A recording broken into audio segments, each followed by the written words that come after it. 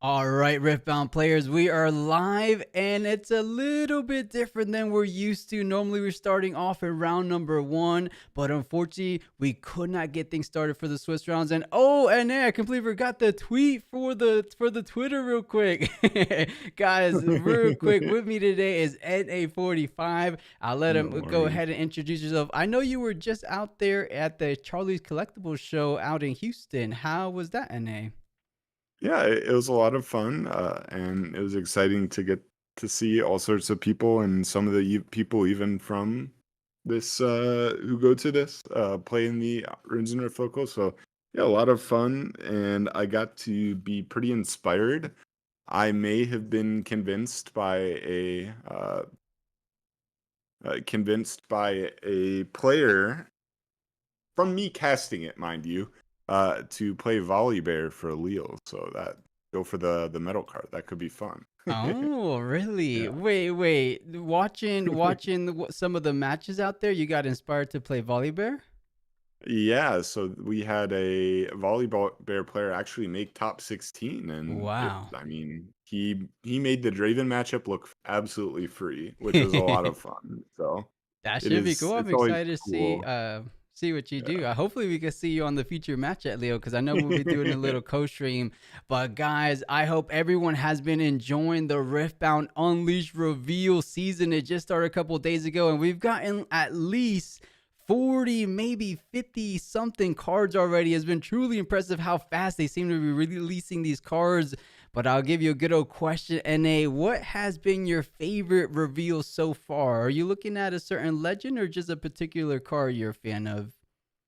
Well, my favorite is pretty boring in that it's like not much.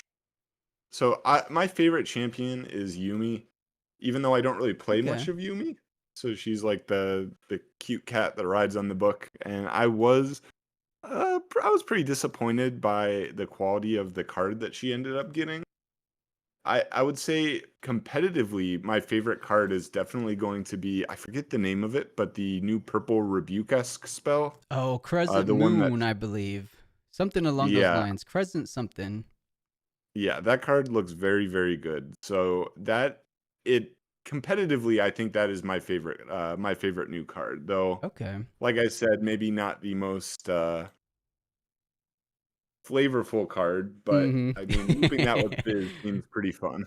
It does seem like a really good card. Now, what about Legend? Is there one Legend that's really catching your eye? Because I'm kind of leaning towards Kha'Zix myself. I hope I'm saying that right. Because you guys know when there was a new set, that's a whole new set of vocabulary for me to catch up on. But Kha'Zix is I'm believing, or I'm a little bit of a Kha'Zix believer for now. What about you, Aname? Yeah, I'm not too sure actually. I mean, I like Rengar in game, Okay. but I'm not a much of an aggro player. And I mean, he seems pretty aggro. I might try the new Yi. He looks kind of cool with Mm, the new champion unit that's like this turbo late game with the XP. So, and his new signature is very cool as well. very I good. think my second choice is probably Diana because I mean, blue. It says real colors. Yeah, exactly. I thought that was what you were gonna say. The Diana Legend. That one looks to be really good. The new signature spell that just got revealed today is super good. But guys, let's throw it back to some good old Spiritforged meta. The top four players today was all four unique legends. Number one seed was Sivir. Number two seed was a Lucian. Number three a Draven, and number four an Aurelia. So Sivir, Draven, Lucian, Aurelia. That is rounding out our top last remaining four players. Like I said on my post, 41 players today, a little bit bigger than we're used to from our weeklies. Usually we cap about 36, but since we did it offline, we allowed a couple more players to compete today. But we don't get too much Lucians in the top four, so I wanted to go ahead and check out Lucian versus Draven for the semifinals. So let's go ahead and tell these players to get things rolling, and we'll go ahead and join these players. Lucian versus Draven is what we got in store for the semifinals match, guys.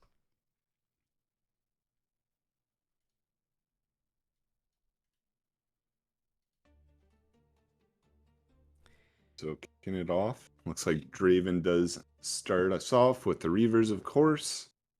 And Forge of the Fluffed, I want to say that's the battlefield Yeah. of Lucian's choice. Yeah, I not don't see it too much, but pretty powerful when it does come in play with these equipment decks.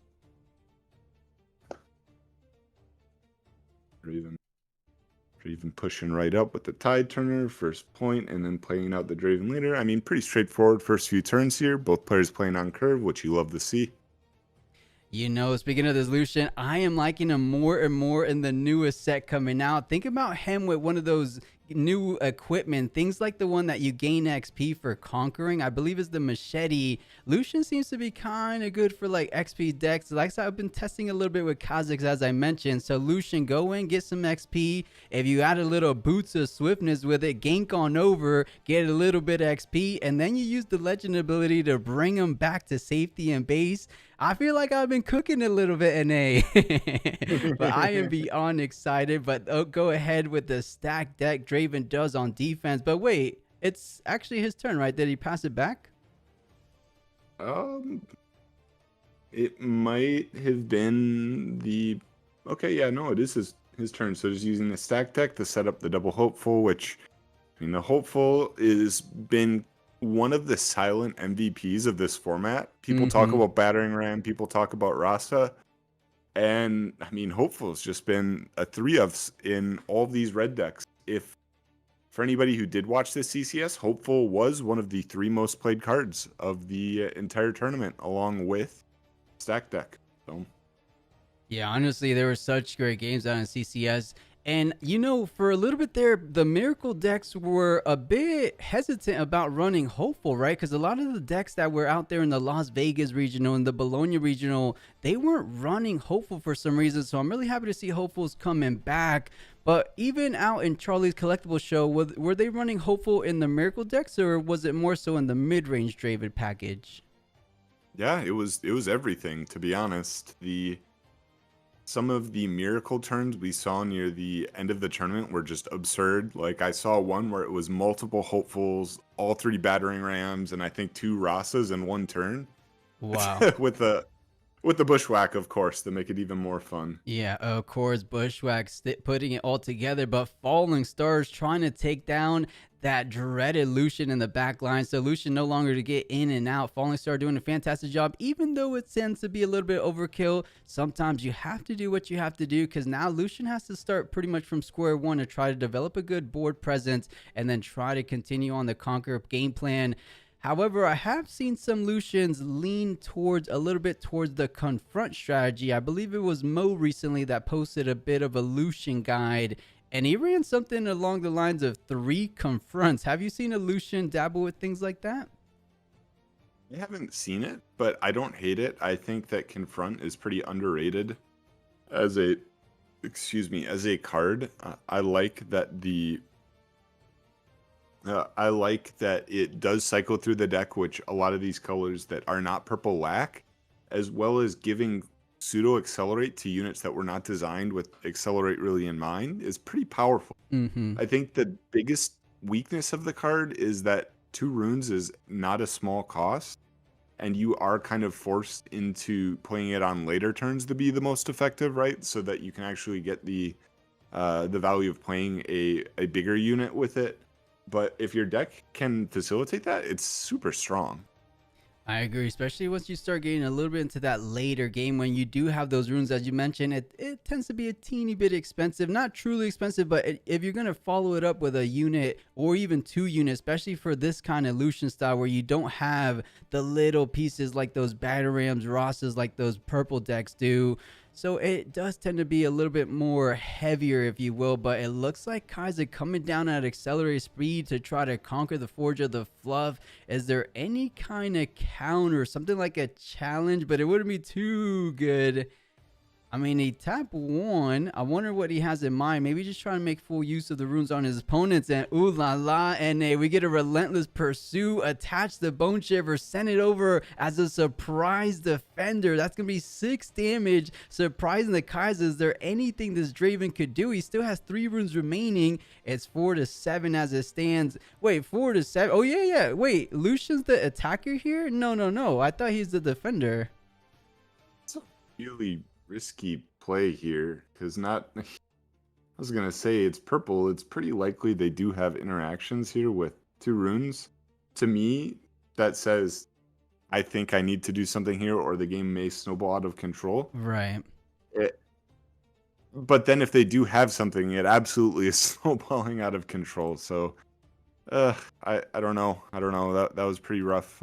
Pretty rough that it did end up going that way. Mm-hmm. It would Maybe have that's been all. an insane play without the presence of Rebuke, of course. So I think it's right there. You nailed it perfectly. He said, this game isn't necessarily going my way. So let's try to do some kind of play that if it succeeds, I might just very well come out ahead out of this exchange. But unfortunately, the Rebuke was in hand. Draven getting a bit of an upper hand from that exchange. Both battlefields are conquered. Both battlefields will be held up to 6 points. Draven smooth sailing so far. I don't really know there's anything truly Lucian could do. Usually I find that Lucian has a bit of a decent matchup against Draven, but perhaps Draven just really understands his matchup because he really made it look kind of easy, didn't he? Yeah. I mean, this seems to be the issue with a lot of these mid-tier decks. It's not that they can't do things, it's that it's just such an uphill battle, and Draven does what it does more consistent. Mm-hmm. So it's a trade-off you kind of have to make when you're picking these decks. And I think sometimes you do just have to say, well, I think that my deck is going to do what it wants to do, is consistently enough, but sometimes Draven is going to do it better. That is just kind of the Draven deck, unfortunately. Yeah, funny enough, out of the 3 or 4, I think there were, this past weekend was like a historic weekend for competitive Riftbound. There were so many big events. The one we were doing here at Runes of Rift, the one you were covering over there at Charlie's Collectible Shows, the PPG out in Pittsburgh. I think there was even a Bologna, Italy tournament as well. But I know for sure out of those first ones I mentioned, mid-range Draven ended up winning the one we were covering out in Hof, Germany. I believe Miracle won your guys's, right? What version of Draven ended up winning in Houston? Yeah, it was Miracle. So the final was Miracle versus Miracle. They were pretty similar. It was Coco I remember versus Lopez, yeah. yeah. Andrew And D. it was yes, and it was very cool because I got to interview Andrew during an earlier round. So seeing him make it all the way was a lot of fun. Super cool. But what I was getting at, so mid-range Draven won one of them, Miracle Draven won the other one, and then out there in Pittsburgh from Pro Play Games, a Detonate Draven. So quite literally every single little variant of Draven took home the gold. Very impressive too. Not too many people surprised, but something has to go down March 30th. Will it go down is the big question, and that's here on the table. So we'll see. Do you think there will be something like a ban potentially on that March 31st? Or is it Well, just ruling clarifications? I think on March 30th, 31st, whichever it is, I think it's pretty likely that we see a ruling update. I don't, at least the way I interpreted that being worded is that they were not going to do the ban list quite yet, but I Mm-hmm. could be wrong. I could absolutely be wrong. Uh, I think it does seem likely at this point that there are going to be bans, even though they did make it sound more like well, we might ban something. I think at this point it's pretty likely there's going to be some form of ban. So, um, Oh yeah, take man, and without any counter another capabilities, one. a Rebuke is absolutely free. So more than one mainboard Rebuke is quite punishing for decks without counters like the Lucian deck. Because it's GG, right? Unless there's Yep, another yep. Relentless Pursuit in hand, he could send in an Noxus Hopeful. Relentless Pursuit would add up to 5 might. Okay, he probably just doesn't have it, and that is it. Game number 1 has been locked in, and that will be in the way of Draven, of course. Can Lucian be come back a bit in the semifinals? Because I'm trying to think of the sideboards here. Thinking of Draven / Lucian. Any little bit of insight of what Lucian could do better this game 2 or 3? I mean, the play into the with the relentless pursuit was a pretty risky one, and it's very high risk, high reward, right? Like if it goes off, by all means, but like I said, very risky play, which sometimes you make the play and it doesn't work, like we said before, but at the same time, I mean, weigh your odds. Was the game over if you didn't make that play? I don't know if it was, but only Right. the players know what their plans were, what were in their hands. Because it was a Kiana, right? I mean, imagine Yes. the world he used that extra 3 energy to play something like a Noxus Hopeful, and he didn't even leave up a Rebuke. Then you probably could have capitalized a bit better with that Kiana. So I'm right there Hmm. with you. I think it would have been a bit better if Lucian was slightly more patient, but at the same time, it was like 2 to 4, 2 to 5, going on 6 with that Kaiser Conqueror. So I think he just felt a bit in. He just felt like he was in trouble, right? So I could respect it Yeah. nonetheless. But oh boy, and we're gonna have a whole lot of runes this game. Double Obelisk of Power to start this game number 2. Oh, very interesting. Yeah, that is a. I love these double obelisk games because they turn the whole decision, like forward, backward, or first, second decision making on its head.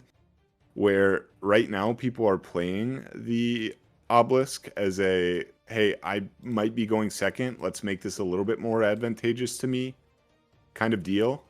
But when you get double obelisk, you kind of have to think about it, right? Like, if there is the possibility for double obelisk, then if I'm playing obelisk as my going second battlefield, what if they make that read and say, okay, I'm going to play obelisk on my going first, and now I just get like my 4 rune turn on the first turn. It's like this cool little, not I wouldn't call it a mind game, but it is something that players need to think about when they are choosing battlefield. Right. I mean, you could always bet that Draven, once they win, if they do indeed win game number 1, they most oftentimes do go Obelisk of Power since they predict to be on the draw, of course. So I'm wondering if Lucian should have had a little bit more foresight in saying, okay, I could have 2 games where I'm starting with my Lucian champion. Let's save Obelisk of Power for game number 3. Unless he strictly did want all those runes for something like a Sabotage and a Lucian champion, as we saw in his opening turn. Because when can Yeah. you really start off with that kind of a hot hand? And he took out a pretty pivotal card in this matchup. It looks to be some sideboard tech. He ended up taking away the Thermo Beam, if you saw. Yeah. And interesting to see that thermal beam going in. I honestly don't feel like it's super necessary in this matchup. As sure, the gear are annoying, but they don't feel like they are ending the game like how in Aurora, the Aurora just ends the game if it sticks on the board. Mm-hmm. Where the gear, as we saw in the last game, I mean, Lucian had a couple powerful gear spells or gear cards, and they didn't really make that much of a difference. So Yeah, not as impactful to your point. So you're exactly right. But I guess if you have, somewhere in the neighborhood, 2, 3 equipments, a thermal beam must feel good regardless. So, oh, it looks like a big drop. Mind Splitter coming down, trying to repay the favor for that opening turn Sabotage. And oh man, the double camel, an angle shot to try to catch things like a spinning axe. Or is the angle shot more for your cards? it's pretty nice in that it's pretty versatile. We saw a couple Dravens at the CCS playing it because you can either use it as a combat trick to remove your opponent's axes and stuff, or, and I found this one really cool, is you can use it before your axe dies. If it does get if Oh. the unit gets killed, so the axe is just sitting in your base, so you can reattach it without it dying. So Because I believe it's cool. reaction speed, right? So you can react Yeah, to the temporary trigger. yeah, I believe so. Yeah. Okay, that's real cool. And speaking of reacting to temporary triggers, there's gonna be a whole lot of interactions like that coming in Unleash. I can't remember exactly the card off the top of my mind, but I think it's the one that's kill a mighty unit, draw 1, channel 1, something along those lines. So you could kill your reflection tokens with LeBlanc. I don't know. There's some really cool stuff that's seemingly possible in the next set. So I'm super excited. I think by the end of next week, every single card will be revealed. No? I mean, they've definitely been revealing them pretty quickly. I was honestly surprised. Yeah, but what I'm getting at, I mean, once every card is revealed, just like we did for the Spiritforged set, I think we just have to throw a little bit of an unleashed tournament to see what these players are already diving themselves into. I've seen some people on the Discord already cooking with new Hmm. variants of Ori. Of course, LeBlanc seems to be a fan favorite. Interesting enough, I haven't seen too many Dianas, but I want to see a bit of everything. I mean, I asked you before, but is there one legend you feel like their power level is slightly above the others, or maybe one or two? I think it's probably Rengar to me, and that Okay. sounds. I know people, at least in the official Discord, were a bit down on it, and I feel like that's pretty short-sighted. And Rengar is really powerful. He gives anything with rush a +1. He gives any hidden units a +1. He gives the new ambush mechanics +1. You Right. can do things like even beyond that, where like you develop a unit on one turn and then you play out a few small units to pump up your developed unit. He's a pretty versatile leader, and I think having the reaction, well, it's not really reaction, but the champion that you can just play from the champion zone into a combat is pretty powerful. It's very threatening on your opponent. They always have to keep that in mind. So Yeah, I completely agree. I mean, think about you going in for an attack, and then, I mean, you always have to stay so careful and so considerate of your mhm. opponent's runes, right? So if they have, what, 5 runes up, I'm not going into a battlefield in a. I am terrified of that ambush Vanguard coming in, surprise attacking me, because he comes in at what, 6 might? Because isn't he a 5 and then the Vanguard legend ability gets him up to 6? It's either that or actually I think I literally nope, I did not have it pulled up. Yeah, it's either that or one more. I forget what the Six actual to numbers seven, are. that would be even more impressive. I know he is a Yeah. 5 cost 1 power card, so not the cheapest Mm. unit, not the most expensive unit, but I am impressed. I think I couldn't agree more. I think he is something that a legend most people are a bit sleeping on, because at first read you're like, oh, every unit gets +1, or when you play a unit gets +1. But that's every time you play a unit. It's one of the legends from Unleashed that doesn't read exhaust me for your Yeah. abilities. So That every single time you spam out some units, so potentially we could see some kind of batter ram spam unit mechanics where you're just getting +1s, +2s, +3s throughout a single turn. So I think he's actually gonna be pretty formidable, like you're saying. Yeah, so the Rengar Trophy Hunter is 6 might, so he will go up to 7. And 7 Wow. coming from the champion zone, that's a lot. That's massive. Yeah, That's like a it's a lot. good break point. You get right over the Draven with the Fury Hmm. invested. Anything that comes down for 4, even for 5 costs. Yeah, Hmm. I think it is a really, really good card. At first read, I was like, really? That's all it does? But the more you start thinking about it, the more you start comparing it with some of the other cards, you're like, okay, I think this card can hold up in the next They just set. So revealed a new I'm card. excited. They just revealed a new card, and wow. Oh yeah, let me see, guys. Head over to Twitter. Let's see what is the reveal card, Nate. Go ahead and spoil it for us. Maybe we'll pull it up Elder during the break. Dragon.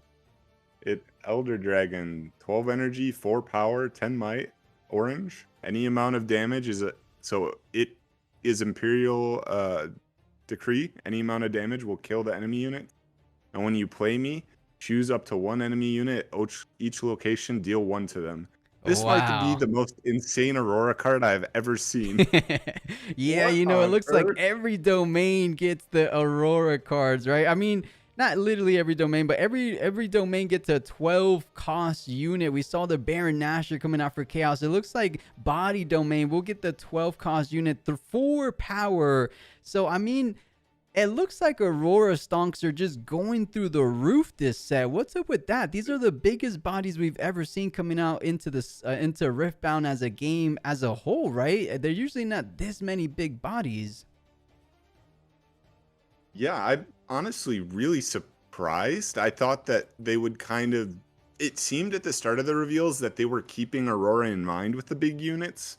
Like, for instance, Nashor, at first read, you're like, oh, this is so good for Aurora. But then you think about it a little bit more, and because there's now a third battlefield to defend, it makes it harder for the non-Aurora player because you have to stop them from holding it potentially 3 battlefields, Right. and enables even more draws as the player who is not playing Aurora. So now that there's 3 battlefields, you can draw at 2 other battlefields before you get the 8th point for winning. So it spreads you thin, right? So it actually isn't as good as it reads for Aurora, even though it is a very powerful card.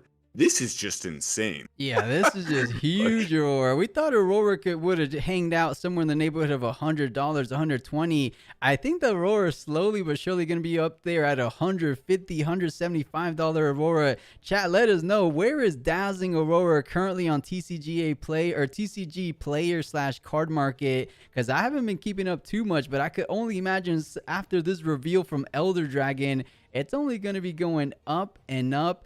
But as we head back to the game, it looks like a great board established over here on Lucian's side. And on the other side of the board, Draven trying to hold tight with both battlefields under his control. Draven and Kaiser on the right, and Mindsplit on the left.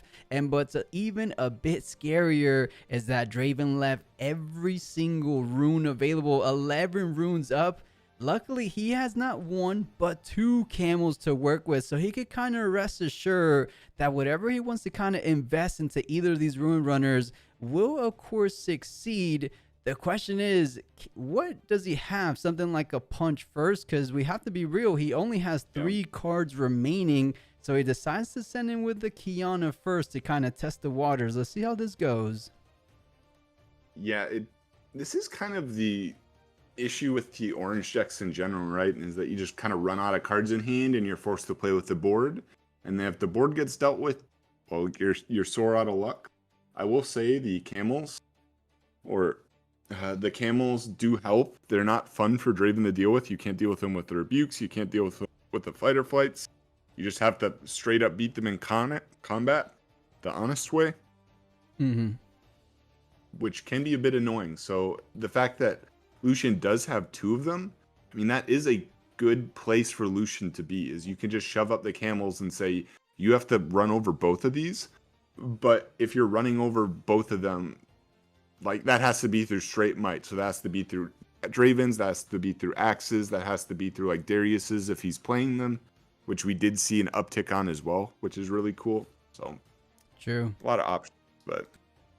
Yeah, let's see. He's being super considerate about his play. So he goes ahead and puts on both Doran's Blade onto one of the camels for now. Looking at attacking the one with the Mind Splitter. So 11 total damage thanks to the Assault Trigger from the Lucian ability. And here we go. It looks like a couple units or Thermo Beam at action speed to obliterate. Oh, no. I think it's 2, 4, 5, 6 total might from the camel, bringing them all the way down to 5.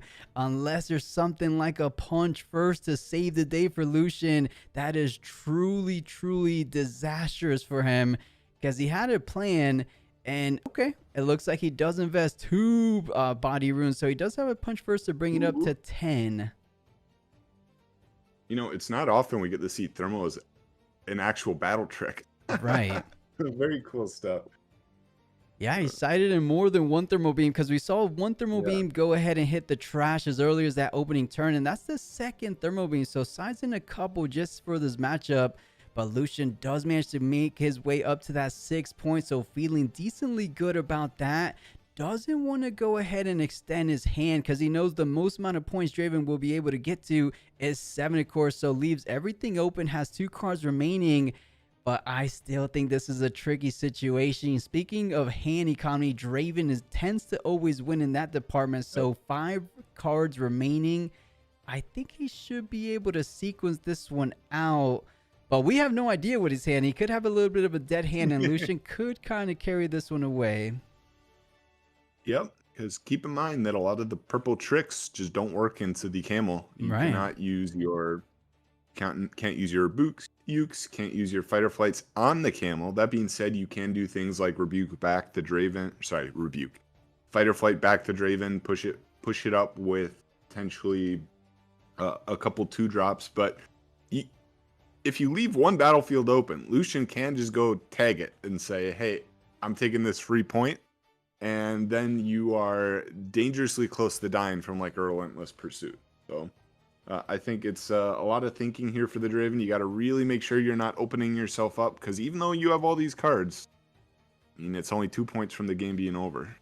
I like what you're saying, right? If he goes for something along the lines of what you mentioned, the fight or flight, the Draven, push it back, push onto the Obelisk of Power that the Camel's on, a cheeky little relentless pursuit to push him back onto the other battlefield, and now you only have a Tide Turner times 2 plus a treasure hunter. That's actually just a collected total of 5. If there's a relentless pursuit, maybe that is the window of opportunity that Lucian needs. You go ahead and conquer the opposite power that Draven went ahead and left open. That's 2 NA. That's 1 recycle, and no, that's a longsword. Still a little bit of a combat trick to bring up that camel up to 7 nonetheless, though. Oh, wow, it goes through? That's crazy to me. I expected that if he was going to be pushing up the Draven, he had a combat trick in hand or his own fight or flight or something. That's actually kind of crazy to me that he opted to hold back the Tide Turner. And okay, wow. Yeah, well, indeed, right? I expected something along the lines of a spinning axe at the minimum, but looks like the biggest threat so far has been taken care of Draven's side. So he goes for plan B, build a big defensive, and just reinforce that right-hand Obelisk of Power. We'll see if that pays dividends, because he's holding with 7 might. If he plays 2 cards, it goes up to 9 might, but he only has 3 runes available, so something like a stacked deck into I don't even know what B2. Of course, things like fight or flight, rebuke, but you wouldn't be able to do that on the camel. Let's see what these final 2 cards, because if he sends in the camel in the back line and the Lucian, that's already 8 might. So that's technically enough total might to take care of that battlefield. And we know Draven's kind of lacking in terms of combat tricks, because the Draven that just tried to conquer the camel battlefield didn't succeed. So we know he doesn't have the most combat tricks in hand. Yeah, he either doesn't have combat tricks or he only has ones that don't work against the camel. So at that point, you are trying to hold into, oh wow, that's a huge might swing there, right? And it's 2, so increase the other camel by 2. You get a draw, and then the Lucian leader also giving it assault, so that's a 3 might swing. So now going up to 8, 9, 10. That does. It looks to be good to me, and even the camel alone, as we said before, Darius plus the Tide Turner simply going to be holding at 7 total might. The camel's going to be swinging in for 8, as you mentioned. If he throws in the Lucian just for a little bit more certainty, you're trying to swing in for a total, as you mentioned, 11 total might. I don't see a world where Draven, even with something like a rebuke, gets out of this, but it looks like he even has a little bit more on top of this with the last 2 remaining cards. There will be a challenge. Doesn't want to go ahead and open a showdown challenge. It looks to be most likely targeting the Tide Turner. Interesting. What do you think that's about, NA? Why would he target the smaller one? I'm not sure. Oh, yeah, I'm not sure what he's playing around here, because you could just trade in the Llama into the Darius, unless you think the Draven has 2 reaction speed cards, right? Like if he had the axe, I imagine you would have used the axe on the last combat. Right. It seems strange to me to do this, but I'm sure he has a plan. I mean, the whole Draven sequencing here has been a little bit confusing, because I would have expected you to just full send for the hold if you were going to try and go for the hold, but maybe... I think you kind of, the more we started talking about it, the more it kind of came together. Something like a stack deck spinning axe would have brought that Darius way out of the range of challenge, even if you did it on the backline camel. So I think he was just going for the slightly safer play, but that will be GG, and Lucian takes the victory in game number 2, which means we will be diving headfirst into the very final game of the semifinals. Lucian, Darian, who's going to be locking in their seat towards that grand finals position? Will it be Lucian? Will it be Draven? We saw both of that sideboard tech. I feel like he wasn't running that many camels in game number 1. It looks like the camels came out of, came out to play in that game too, didn't they? Yeah, it is more of a sideboard card personally, in that it's not really super useful into some of the decks that are just, I'm gonna swing big. It doesn't matter really what you have. Or even some of the decks like the yellow deck is okay, like you can't target me anyways. Imperial Decree have a token. Like the targeting protection is very good into certain decks. So at that point, it looks like our Lucian players decided, okay, I like it as a tech card for these matchups, but I don't really generally want to see it. So I like it as a side deck card. Definitely, definitely a fan. Yeah, I agree. And of course, on the Draven side of things, the thermal beams did decent work. That one thermal beam against the Ruin Runner, unfortunately for the Draven, though, or fortunately, depending on which side you're rooting for, Lucian did indeed have that punch first to kind of counteract what the thermal beam ended doing. But first points on the board, the Draven could be scoring up to 1 point, but the sabotage, just like we saw bear a little bit of fruit in that game number 2. Let's see what is able to take out of the Draven hand. That's a double rebuke and 2 semi big boys in hand. Are we eyeing that Ferris Forerunner, or are we a little bit more threatened out from a late? Oh, he actually more threatened from the rebuke. I guess that makes some Or sense. sabotage only hits non-units, Oh right? yeah, what am I So talking about? I was so used to the mind splitter for a second there. You're so it's right. okay. It's okay. What am I on? Thankfully, imagine if sabotage just said take any card. No, Mm-hmm. that would be rough. No, yeah, of course I know that. I think it's just because he played Mind Splitter for a second there in game 1, which got me a little bit confused. But points going on the other side of the board, 1-1. Lucian go in, go out. Seems to be the game plan of Lucian's players, at least in the early game. Has 4 runes remaining and looks to be establishing a Kiana. Didn't do too much with it in that game that it previously got played out. Can it do a bit more? Because Kiana on paper seems to be a decently good card, right? When you conquer, you could either choose to channel and rune exhausted, or you draw 1. I feel like it was a decent staple in set 1. Uh, hmm. At least in like set decks. Yeah, I mean, the set has kind of had its own issues, right? So I had a question for you, by the way. So I've been having this discussion with some of my friends, and we've been deciding, do you think that these new cards help set? And I think that the new draw card in yellow is insane in set. Do you agree, or Now, are you saying you can target it, draw the 2, and then save it with the replacement yes? effect from set? Because I believe that would work, right? Yes.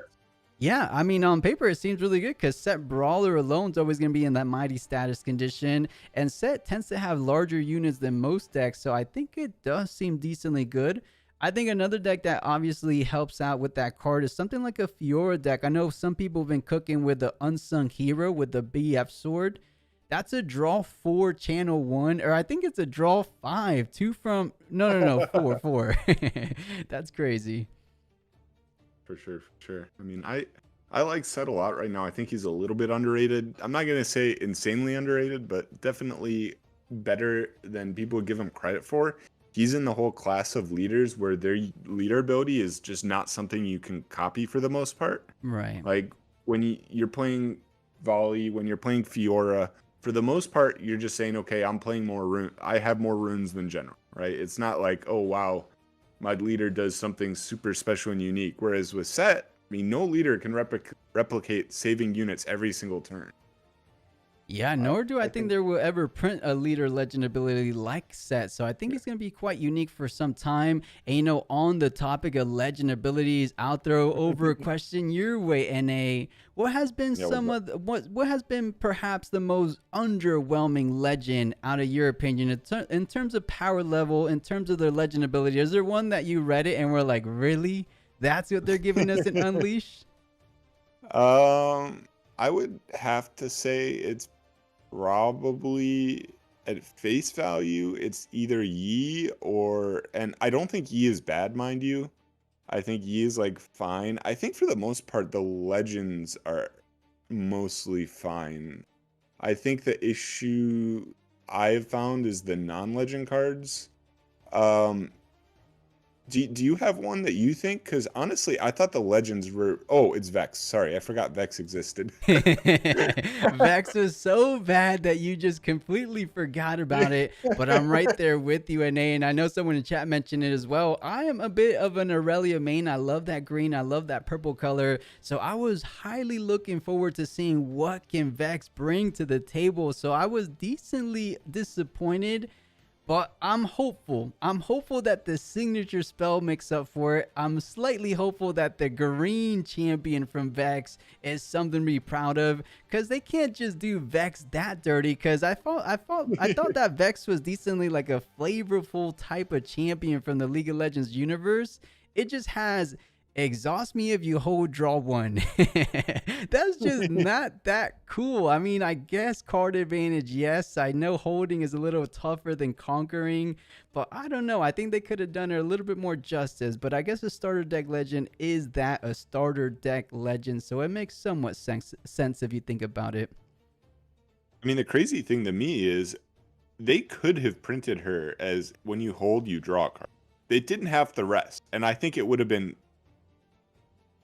still not good. Right, I right. think it would have Like a been little bit still like not good. Draven, right? But without, it's Right. way better to conquer or win combat, mind you. But I agree. I don't even think it had to be the exhaust mechanic. If you draw two from holding, it's virtually impossible to hold these days in this Draven centric meta. But I don't know. I'm right there with you. I think it could have been a little bit better, but we'll see. I have a funny feeling some of these signature spells that they've been revealing so far have been really strong, and I think Vex will be right up in there as well. Hopefully, it gets revealed this week. Yeah, I hope so. I'm a bit of a doomer on her champion, her green champion unit, because we've seen all of the green units are just so understated and overcosted. Like, I'm still very sad about Yumi. I'm very sad about Literally Yumi. one might, isn't she? Yeah, one might on a 3-1. I Like, know, come I know. on. Come on. Yubi deserved a little bit better than that. Granted, Uh, she has a decent ability. When you attack or defend, give a unit +3, is it? Or just on and tank. defense? It's +3 and tank, but like they could have given her hexproof and she still wouldn't be good. Right. Like, That would have been neat. But I mean, there's some, you can't make every single card in a set absolutely broken. So there has to be things to compare the good cards to, because good cards are only good because you have those bad cards in comparison, right? So I think you have to have a bit of a mix to have a healthy set. But yeah, we'll see. We'll see. I mean, we still are perhaps dabbling right in the neighborhood of like 20 to 25% of the reveals. So there's a whole lot of cards still left to be seen. And I am here for it. I'm so excited. I know everyone's been watching it on Twitter, been, everywhere on Discord and online. So reveal season is just so exciting for a lot of people. yeah, and we're getting closer to where we get to play the cards at the same time as China. Just one more set after this, and Mm-hmm. that'll be super fun because the most fun experience in card games is finding all the new decks, finding all the new combos, and deck building. And it's more fun when you get to do that fresh without someone else kind of exploring stuff for you. So, Yeah, exploring at the same time. And real quick, the relentless pursuit coming oh down. wow. Most likely the camel will be attaching the Trinity Force, and that is the 1-2 combo. Lucian fans love to see the Skyfall, the Trinity Force, and you're looking straight into either or these battlefields, choosing a bit of the healthier might to take down, because you're swinging in for a good amount. Thermal Beam is not online because there's only 4 energies so far remaining for the Draven player. And of course, he is untargetable. 11 might swinging in for the potential 10 might, unless there's something like a spinning axe to come down on Draven. But something's telling me, I believe there could very well be something like a punch first in the hand for Lucian. So I think there's a bit of a safety net. That's going to be 6-point swing, or not 6-point, but you know what I mean, up to 6 points with 2 points from this Conquer. This is a huge moment, because right now there's only the Noxus hopeful. If the Kaiser and the Draven go down, how in the world is Draven going to stop the Camel from holding from 6 all the way to 8 points? This is a huge, crucial moment in the game currently. Yeah, it's really hard to get over the camel if this does go through as well. Is 11 might, and all you have developed is a A Noxian Hopeful. So I think if you do have an axe, you need to throw it. Okay, maybe he's opting to hold it or he doesn't have one, but my thought is that if you do have an axe, you might need to commit it now, specifically just to get the punch first out, because I don't really see a good way to actually get the punch first out on Oh, the did next he turn. just win? Wait a second. Wait. I forgot when you conquer, you send it back. And because the camel was already in the ready position, he comes back to base in the ready position, pushes it onto the Pharaoh's Forerunner. And in the blink of an eye and a going from 4 all the way to 8 points, that is truly Wow. unbelievable. Insane finish Wow. to this game. That combo is so cool and it so rarely happens, but I mean, that is awesome that it did. Yeah, we were just chatting about Unleash, and just like that, with the relentless pursuit, I see exactly where Lucian could be such a powerful unit or such a powerful legend, right? When you have cards like the Skyfall Trinity Force, and then you put it all together with a camel on top of that, and of course the signature spell, it almost seems truly unstoppable because all the combat tricks, Draven is notorious for the fight or flight, as we see here, the rebukes. You can't do anything about that. And with the lack of spinning axes, which it seemed to be the case for this game number 3, Draven really couldn't do much about it. So, man, it's rare that we see from 4 to 8 in a single turn, but that's just what we witnessed here in the semifinals. Absolutely. Lucian showing what it can do. I was told, and again, when at the CCS, I was told by some of my friends that they think that Lucian actually has a very good Draven matchup. So Yeah. they would be very happy to play this matchup all day, every day. You know, my brother's a little bit of a Lucian main, and he says that every single day. He says, give me all the Dravens. I want to verse all the Dravens. He feels like he has a decent matchup, so I think this guy proved it. And Twid, I believe his name, Twid ended up going undefeated all the way until round 5. But he's looking good, and he will be locking in that grand finals position. So it will be Lucian versus either the winner of Sivir and Aurelia. And speaking of the other side of the bracket, let's see if we could tune in for a little bit, because that game finished rather quick. There's still 20 minutes remaining in the round. I say 20 minutes, but of Wow. course top 8 is on time. But sticking to about the hour per round, there's still about 20 minutes till the 60 minutes are up. So let's see if we could find the next, if we could catch a little bit, maybe a round 3. Or not a round 3, but a game 3 of the next side. Yeah. It would be exciting. I mean, the Sivir deck is really cool. I had a friend play versus a very interesting kind of mid-range Sivir at the CCS that was playing like Snapvine and stuff. So I think that deck's pretty unexplored, to be honest. Very, very cool deck. Yeah, I really think, and I think, no, the game's not out, but chat, they didn't write their TCGA code in the lobby, so bear with us for a second. I will try to get the lobby code as we speak. Usually I would throw it to a little bit of a be right back screen, but if you guys don't mind, let me try to get the lobby code while we're live here. Maybe we'll chat a little bit about some more Unleashed things. And hey, do you have the picture of the new reveal? Maybe I'll pull it up here on stream while we wait. Are here I can. Is there a better picture? This picture is pretty low quality. Let me see if there's a better picture.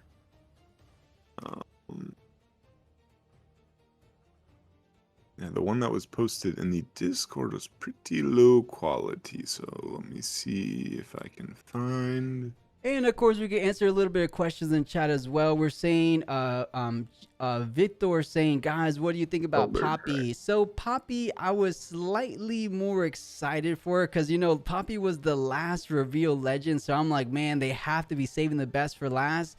But I don't think she's not bad. I think people are underplaying how good XP mechanic might just be. I think people are thinking that XP is going to be rather hard to occur or to gain.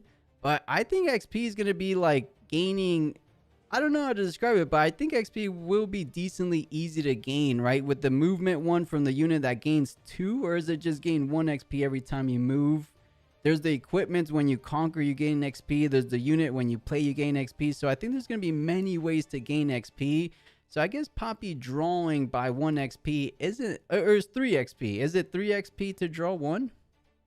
I think it's 3 to draw 1, and I think that she's actually gonna be a lot better than people think, even if the mechanic itself is a little bit boring. The ability to draw cards is pretty powerful, and that is something that those colors were lacking before. So having card draw in the leader, that's pretty big. That's pretty big. Yeah, I think it's good. I think you're exactly right. Those are colors that don't traditionally known for drawing. They had to rely things on like hidden blading your own units, on units like Unsung Hero in the case of Fiora. Now they also have, I don't remember the card, but the one we mentioned earlier, the one to take down your temporary units or take down your mighty units to draw 2, channel 1. The wording on that card was a little tricky though, right? Because it almost doesn't seem like it's I mean, it says as an additional cost.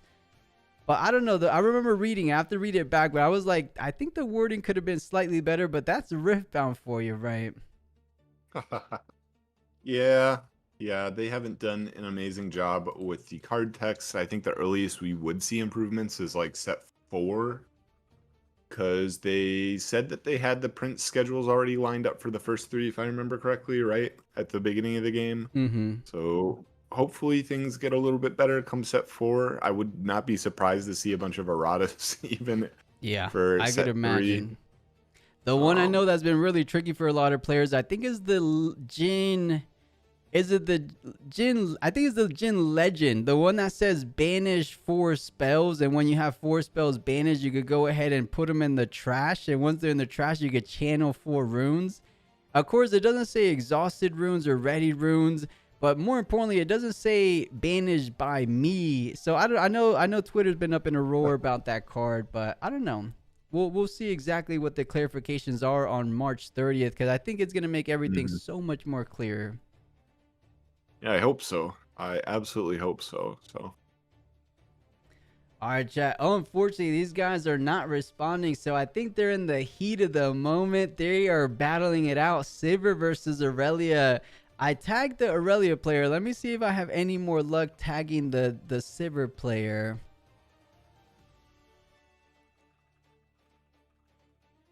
yeah, the thing that I'm the saddest about the Yumi thing is not that the card itself is bad, because like you said, some cards are just going to be bad. It's the fact that that is one of the 2 champion units that'll be available for her when she does become a leader. So it means that the other one has to be good, or else she just will have a bad champion unit, which is a little bit Right. sad. And Yeah. Because eventually she will be a legend, as you pointed out. So it could be cool. Maybe they make up for it in the legend ability of cores. But Simbrad's saying Poppy signature spell seems really good. I think it's pretty good. It's almost like the same cost as a riposte, but doing a little bit of different. Instead of counter, you just kind of counter the unit in itself. So you put it back at the top or the bottom. So I think it's good. I think it's a teeny bit expensive, but Rebuke is the same cost, but it's a little bit better than a Rebuke. yep, a little bit better than a rebuke, except except if you're against Aurora, I guess, which is kind of funny. True. As you'd rather have those units in the hand. Yeah, But you just that's go ahead such and a put it at the top. Hit it off Aurora. yeah. And Matt Kiwi, does it say banish me? Let me see, guys. Let me pull up the reveals. All right, I guess, impromptu review stream, and I knew technically we would still have about 15 minutes, but let's go ahead and talk a little bit about reels. Unless you want to take a little bit of a break, and up to you. I don't mind either way. Yeah, sure. We can talk about reveals. Okay, let's head on over. Sure. So, chat, let's head on over. Wait, I can't do this scene because this scene has the thing. Let me see if I can find a scene that's open. Okay, we could do this one. Did they actually add all the ones to this? Because last I checked, they were missing some of the newer reveals in this. So it looks like they have the Sinister Poro. So that was one of the more recent reveals. And guys, the little fight or flight Poro seems to be pretty fun to play around. I do think he's slightly expensive. He's a 2 cost, 1 power, 1 might for that ability. I feel like if you just play him, he's always going to get picked off by something like a Bellows Breath in the back line. But he's cute. He's cute in theory. But let's go ahead and scroll down. Chat, what has been your guys' favorite reveal? Oh, NNA is called Star Cross. That's your favorite card so far, isn't it? I think that's the most competitive card we've seen. I think this card is really, really good in the Miracle Piles if that maybe not specifically the Miracle Piles, but the Fizz Piles, the decks that play Fizz. This is one of the best cards that play off of Fizz. And I think that if it does remain as it is, this is like one of the best new cards in Ezreal, the Ezreal control deck. I might just replace Rebuke, to be honest. Mm-hmm. Yeah, it looks good. You know, I love that it's doing the Sentinels, right? So the blue Sentinel got revealed, at least in English. I know it initially came out in Mhm. China. That seems to have a decently good effect, right? Shield 2 is pretty strong. You defend at 6, and when you hold, you add a power at the start of your next main phase. Actually, I thought he was doing something else. Maybe I'm thinking of another card. That doesn't seem that crazy. But a little power generation, never the worst. Let me scroll all the way to the top. That way. Oh, you know what card I was impressed? I don't know if I'm saying this card right, but Huawei? Chad, are Why? we saying Yeah. this right? Or NA, how would you say this guy's name? I, I have to guess myself. Why? I guess is Why? what I would guess. Okay. Hui. Maybe you're right, but yeah, I think this card is insane, isn't it? I think it's a With really good card, right? You could put it in a lot of mind decks. Um, and fire charge, okay, close enough, close enough, okay. But yeah, you know, I thought it was really interesting. Unlike Traveling Merchant, where you have to discard first, you actually get to draw first before discarding. So a nice little change on this card. Yeah, and when you do stuff like ride the wind with this card, it's really crazy because you can move it a ton of times in one turn. I think the other one I heard people talking about is with LeBlanc because LeBlanc makes the copy ready, I want to say, and then Yeah, you it can just move does. it again. So it's like a double move. Yeah, I mean, Cool there's so stuff. many good cards, right? But that one, as you mentioned, LeBlanc makes good use of her. Of course, the more straightforward option is something like Diana, with just having access to purple cards, being able to move. Jin is a really interesting one as well. I think this card has been making some waves online, having deflect, having ganking, and every time you move, not limited to one per turn. So I think in a red purple, red blue, I know there's a couple cards in Unleashed that ready a unit pretty easily. So getting an energy and a power back on a move, what do you think about that? Is it as powerful as I'm thinking it is? They could have given this card just the bottom text and it would have been good. And then they were like, okay, and it also needs deflect and it also needs ganking. Right. Right. They kind of like overshot with that one, but Jin is looking strong. I think the dancing grenade, it's rather confusing at first read, but I don't think it's that strong. Let me read it one more time. So deal 2 to a unit. Its controller may play this spell again for a power. If you do this deals 1 additional bonus damage for each time the spell has dealt damage this turn. So isn't it a pseudo falling stars? But you do two initially. I I think think this are you card's not kind limited of to bad. one time? Can you play like unlimited power? Well, the problem is you if you use it on an opponent's unit, they are the one who get the opportunity to recast. So let's say I target one of my opponent's units in the backline. Then my opponent says, okay, do I want to recast this for 1 power to deal 3 to one of your units? And it just keeps going until one of you opts to not recast it. So I Wow, I didn't personally don't think realize this is it very meant the good. controller of the unit receiving damage. I thought it Yeah. meant the controller of the one dealing damage. That's kind of counterintuitive. Yeah. Yeah. I mean, it could just be bad wording. It could be what you're saying, where one, it's supposed to be you, and you just keep doing it. But the way it's worded right now, I would guess that it is the controller of the unit that's targeted. So It makes yeah, I sense. I think this card is kind of bad, Yeah, bad, I think it's a little unfortunately. bit bad. It just gives your opponent a free spell to kill for just 1 power. I see Dr. Saul, so it makes a lot of sense, which is why it makes sense why people are saying that card isn't feeling all that good. Fresh Beans, I saw a little bit earlier today. That one didn't seem the best, right? When you play a unit during a showdown, you may exhaust this to draw 1. So potentially on decks that don't draw too often, but not the biggest fan. Smite seems to be, I know a lot of people have been talking about a good amount for Spite just because there's so much Death Nail running around, or not literally now, but so many Death Nail that seems to be super good coming up in Spiritforged or coming up in Unleashed meta. So deal 3 to a unit at a battlefield, and if it would die this turn, banish it instead of triggering in the trash of cores. And I think the key thing about this card is that the smite doesn't actually have to be the spell that kills it, right? It says if it would die this turn. So if it does the damage and then just any point throughout the turn it dies, it still banishes, right? Yep. I don't know how I feel about this card. It does feel like a powerful effect, but it is a little bit restricted in how you can apply it, and then it's only at a battlefield. It's only 3 damage. It might see play in Kaisa, but it really depends on how prevalent death knells become, like you said. Because right now, death knells don't really feel like they matter most of the time, but we're getting a whole big set of them in this next set. So maybe it'll be good then. But right Mm-hmm. now, if this was brought in set 2, I don't think it would be good. Yeah, not currently, but I think with Reflections having that temporary Yeah. status, and most people are leaning towards copying things like your Death Knell triggers, things. I mean, I'm trying to think of new cards, but some of the old cards, things like Karthus that double up the Death Knell triggers. So we'll see. Because Karthus is yellow, isn't he? Yeah.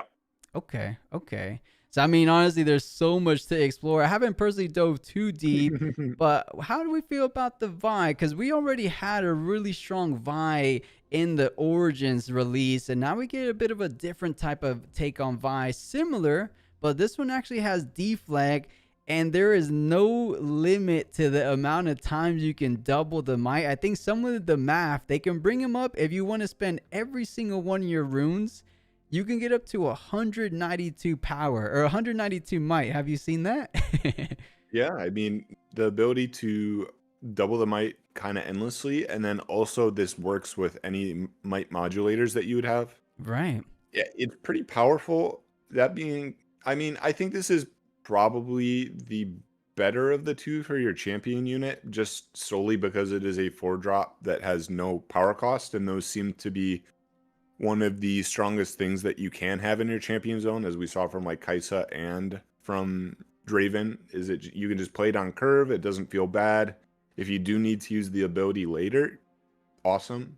Mm-hmm. Uh, but you don't have to. It can just be a unit you develop without playing from hand. Yeah, I think the card's pretty solid. I think it's really solid as well. I think it's going to be one of those closer types cards. I mean, what's better than just having the original vibes? Having a bit more options to close out the game. You better pray you don't have to stare down something like a Star-Crossed or a Rebuke, because those cards are still going to be decently good in the next coming set. Of course, they try to counter those cards with something like a Deflect. But you know, I can't decide whether I like the alt art version of this one or the OG, because this skin is looking like it's giving me Hellboy vibes. You ever seen that movie, NA? Yeah, I love Hellboy. It's a lot of fun. Um, I've heard the same thing. I personally like the demon one a little bit more, but I can Okay. definitely see the first one. Is that, I guess, for anybody out there in the chat who has played Runeterra, is the art on that first on the non-alt one, is that unique art? Is that a redone Riftbound card? Because I know the demon one is a League of Legends splash art. Makes sense. I know most have been a bit recycled artwork, but arcane art, okay, thank you, Moody. So a bit of recycled art, but that tends to be the case until later sets. I think a little sleeper pick that I've seen some people talk about is the mutilated Mauser. Have you taken a Mhm. quick look at that one? Yeah, my brother loves Ivern, so I've been trying to help him with Ivern stuff, and this is probably one of the best tribal units he's gotten. You can play it as a 2-drop. Well, you play it as a 2-drop, but it's like one of the best early units to play because it depends for a lot. Reminds me of the Poro. Right. And in combination with the Ivern battlefield, it's pretty powerful. You can push this up and then you play out another 2-drop onto the battlefield right next to it, and it's holding for 4 plus whatever that other unit is. So I think this is one of the better green cards printed right now, but green is still rough. Yeah, green is still rough. And just like Newroff is saying, tribes are bad, but we don't know. Ivern seems cool, Newroff. So let's see. We'll wait and see if anyone really cooks anything interesting with Ivern. But on paper, that card definitely seems good. Even in the likes of something like a Ori deck, doesn't seem all that bad. Now we are getting into the big boys of the reveals, the Master Yi Unstoppable, the Valmon. I'm a bit impressed with Valmont. It seems a bit tough to kind of pull off. 8 energy, 2 power. But once he's on the battlefield, how are you kind of stopping him? And if you have the runes, you could play him as an ambush card. How are we feeling about Valmon NA?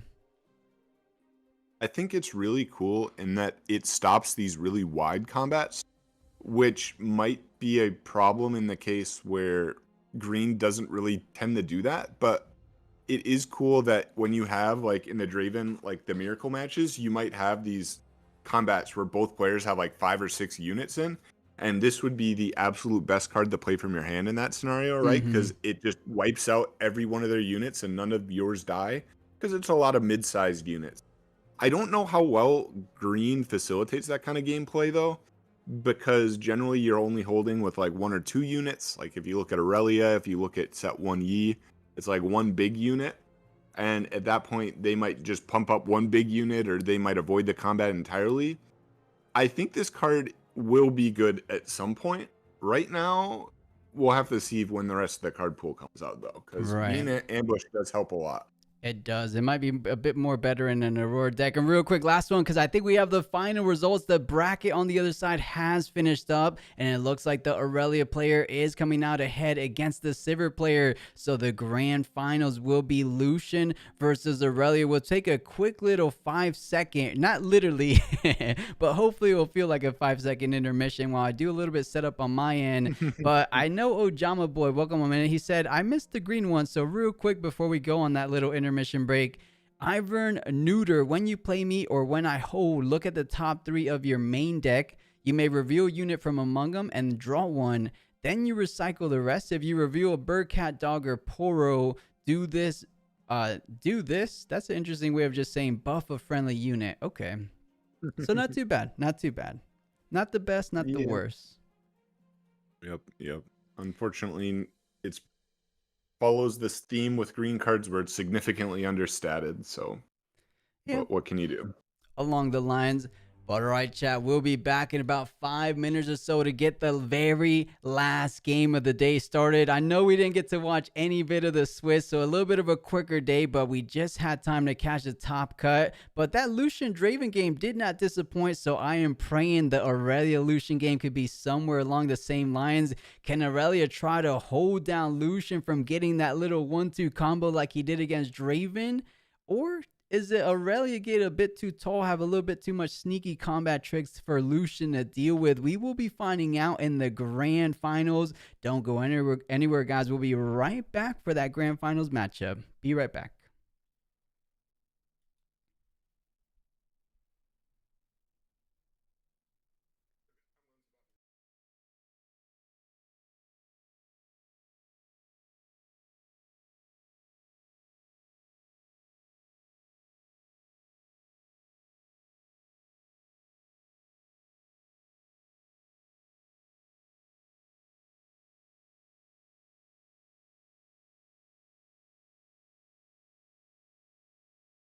Mind.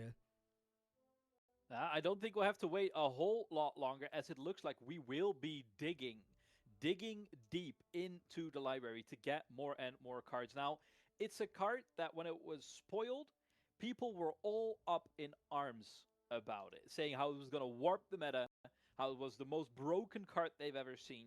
But despite that, it's not having seen a whole lot of play. The 3 power cost is quite impactful, especially in the early game where the pain reverberates for so long. However, Renata, of course, can shrug that off the more gold she accrues. Yeah, honestly, I think Renata might be one of the few legends that will be able to pull out that premonition, because that big downside of premonition is that 3 power cost is such a crazy expensive spell. But if you are able to play it out efficiently with those 2 goals, just like we saw here, that is an impressive draw 3 spell. So refilling the hand and feeling comfortable with some answers in the future. So playing out another honest broker just to kind of keep on that gold generation game plan. Cycles another token, or cycles another thing for a hidden blade. And oh, Leona's completely tapped out. There's no such thing as a hidden defy, but there is a hidden Zhonya's hourglass to save the day for Leona. And this is extremely painful, as this Renata pilot is not managing to find a hold. The gold generation is quite stunted, and you can see the damage that it's having on that economy. This is a late stage capitalism economy where, well, not even the rich are getting richer. We're all poor. Mm-hmm. Yeah, but feeling decently rich in that unit department for Leona. Looking at both Leona's. battlefields completely unoccupied. Most likely will go for a double conquer turn. So Leona for the first attempt going for Dreaming Tree. There's nothing to contest as Renata's completely tapped out. So we'll be going up to her third point. And a good thing the player shows the point, because sometimes while we're in the midst of casting, I lose track of the points, but I'm doing my best as Fiora does indeed go up to her 4 points. Because you know, Bandit, normally online, we can see the points on the screen. This is totally live, totally raw. We can't really, we have to pay pretty close attention to make sure we know every point that's being scored. Yeah, it's yeah, you have to pay attention. Just like in the game for yourself, a lot of manual keeping track of the details.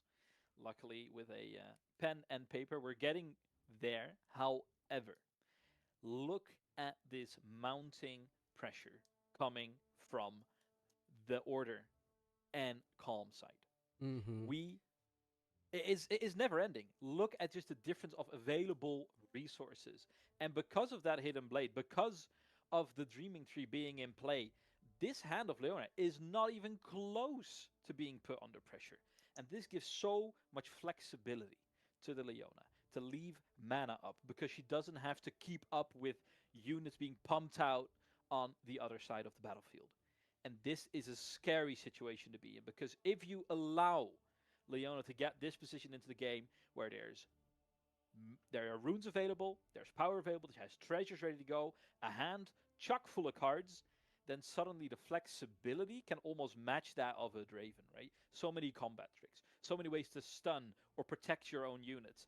A formidable position to have to conquer here.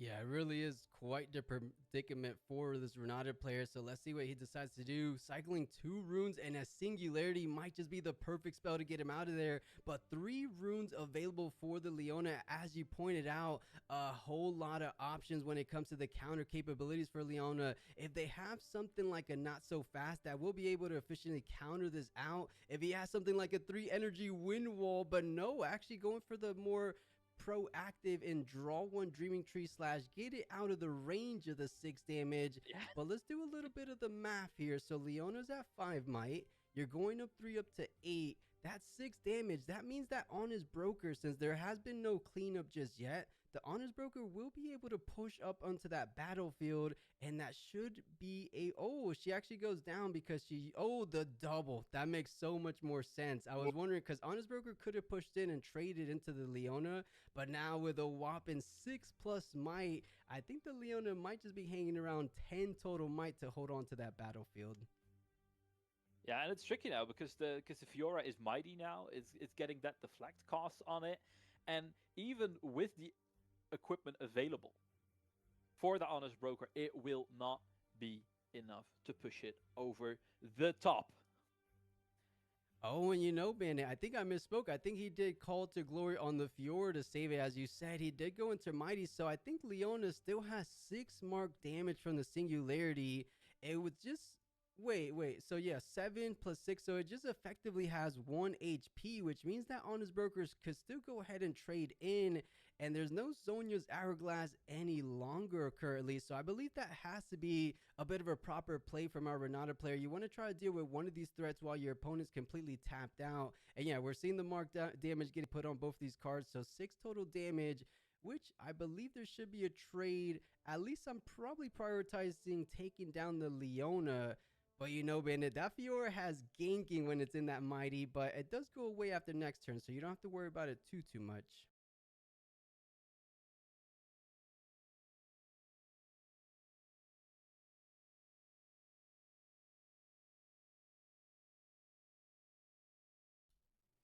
All right, guys, and just like that, we are back and looking to get things started with the last game of the day. It is grand finals time. We just witnessed the Lucian do some unprecedented shenanigans from 4 to 8 to finish out that game number 3. Can he do something against the likes of a Aurelia player?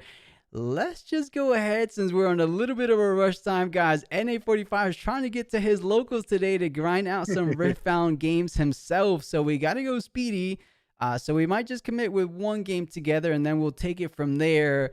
But if you guys are ready, if NA45 is ready, let's go into these grand finals today. All right.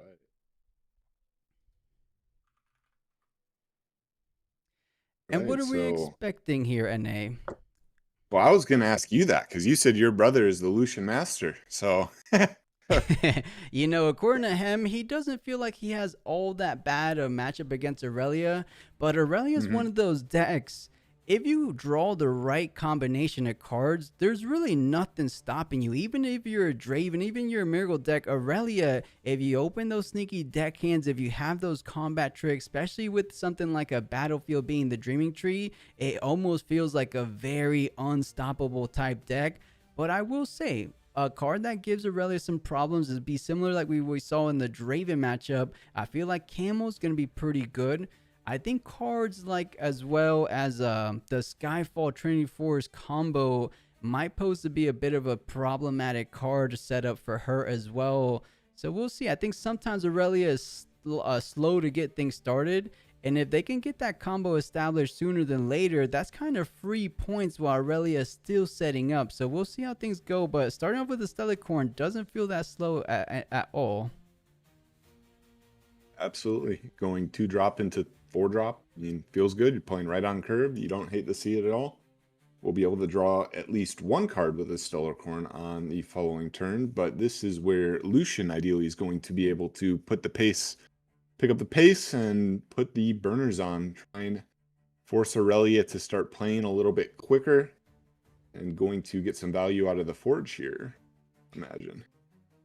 And I'm trying to see here, is there any way to deal with the Stellarcorn in the back line? I mean, even if you did have a way, there is that saving grace of the Zhonya's Hourglass. So not feeling too happy about that. It looks like Stellarcorn will be able to stay alive for quite some time, and that's just so many card advantage potential for the Aurelia player. If you thought they were drawing enough already, Stellarcorn is just one of those cards that some people have even put it highly up there to be considered for something like a ban list. What are your thoughts on that? Do you think Stellarcorn deserves it? Because I feel like she's great, of course, but I don't know if we should ban her just yet. I don't want to. I have heard from some players, I will not name any names, that they actually don't think that this card is very good. Okay. Particularly because of its stats and maybe its position in the meta. And they aren't even playing this in Aurelia. So I think it's very good. There is maybe an argument that people overstate its power a little bit. What do you have any thoughts on that? I mean, I think it's obviously doesn't feel the best against a lot of heavy removal decks like Ezreal, like Kai'Sa, but in the games where you have that little backup plan and the safety net like the Hourglass, like the Guardian Angel, I think it's one of the best ways for Aurelia to gain her card advantage, just as we saw in this turn alone, drawing 2 and then having 3 runes available on the Dreaming Tree to perhaps even do something like a Fight or Flight, trigger Dreaming Tree, bring back the Stellarcorn Herder, drawing 2 as well. That's just non-stop card advantage pressure coming against your opponent, so it feels good if you ask me. Granted, I don't think it's an I do think it's an amazing card. I just don't think it's right there at the same caliber as something like a Call Shot card, so I don't think it's in the neighborhood of getting banned, but I do think it's underestimated. If anyone says you shouldn't run Stellarcorn in Aurelia, I think they're wrong, honestly. Okay, so it looks like here the Aurelia player used the Forge to attach the gear, which then means it was not, she was rested, so she couldn't use her ability to restand the Stellarcorn. Interesting. I thought, did they not pay a power to restand the, yeah, you're right, they didn't pay but wait, no, they had 4 last turn, so they would have 6. They paid a power to equip the boots, and yeah, they didn't pay a power for Aurelia, so they can do this play. They just have to recycle 1 more power, so we could probably get something like a judge call and see what the resolution is. But if you ask me, I would just recycle 1 more power here. Well, the issue is that the way the Aurelia player played it out, and yes, there was a way they could have done this, but the way they played it out was they pushed up Cellacorn onto Forge, right? So there's the draw. Cellacorn is at Forge rested. Then they tapped the Aurelia. They rested Aurelia using Forge to equip the Boots of Swiftness, and then tried to trigger Aurelia. However, Aurelia was already rested because they used the Forge to attach. So Aurelia wasn't able to trigger and restand the Stellar Corn. So the Stellar Corn should be at Forge with 6 runes and rest. Yeah, I know exactly what you mean. I don't think it would make the biggest a difference, but I think we should still allow a judge. The only thing is, I think our main judge has to had to head out after Swiss, so we'll see if a judge pops in. If not, I'll go ahead and take care of it, because my resolution would just be, because the play was still able to be legal, you would just force them to recycle 1. Is there anyone that would have any counterpoint to that one? Well, the reason I would actually rule it that it should be on Forge tapped, and the reason is that they did use the Forge first, and that made it so it was impossible for Aurelia to trigger there. And it was a missequencing, which is a misplay. But Right. and there was a way to get to this game state, like you said, with a double recycle, but because they did it this way, they cannot do that. You're I right. would just see it as like a misplay, and it should be rested on Forge with 1 less draw. Yeah. And they would have 6 runes as well. Yeah, you're absolutely right. And this is exactly why I am not a current judge at Sakune, but welcome on in, guys. But we do have a judge on hand. Thank you so much, Jasper, nailing it, helping us out here. And they're resolving it as we speak. So now, the more you think about it, the more you explain it to me, NA, I agree with you. Though it was capable of doing a play like what he just did, the fact that he didn't sequence in the way he meant to do it was just a blatant misplay, which would mean the Stellar Corn would just be stuck at Forge of the Fluff, and she'll be stuck at just 1 point and not be able to move over onto the Dreaming Tree, of course. So it does make a big, big difference. I know Lucian is hoping that the judge resolves it that way, but it only makes sense, right? Because you can't take back.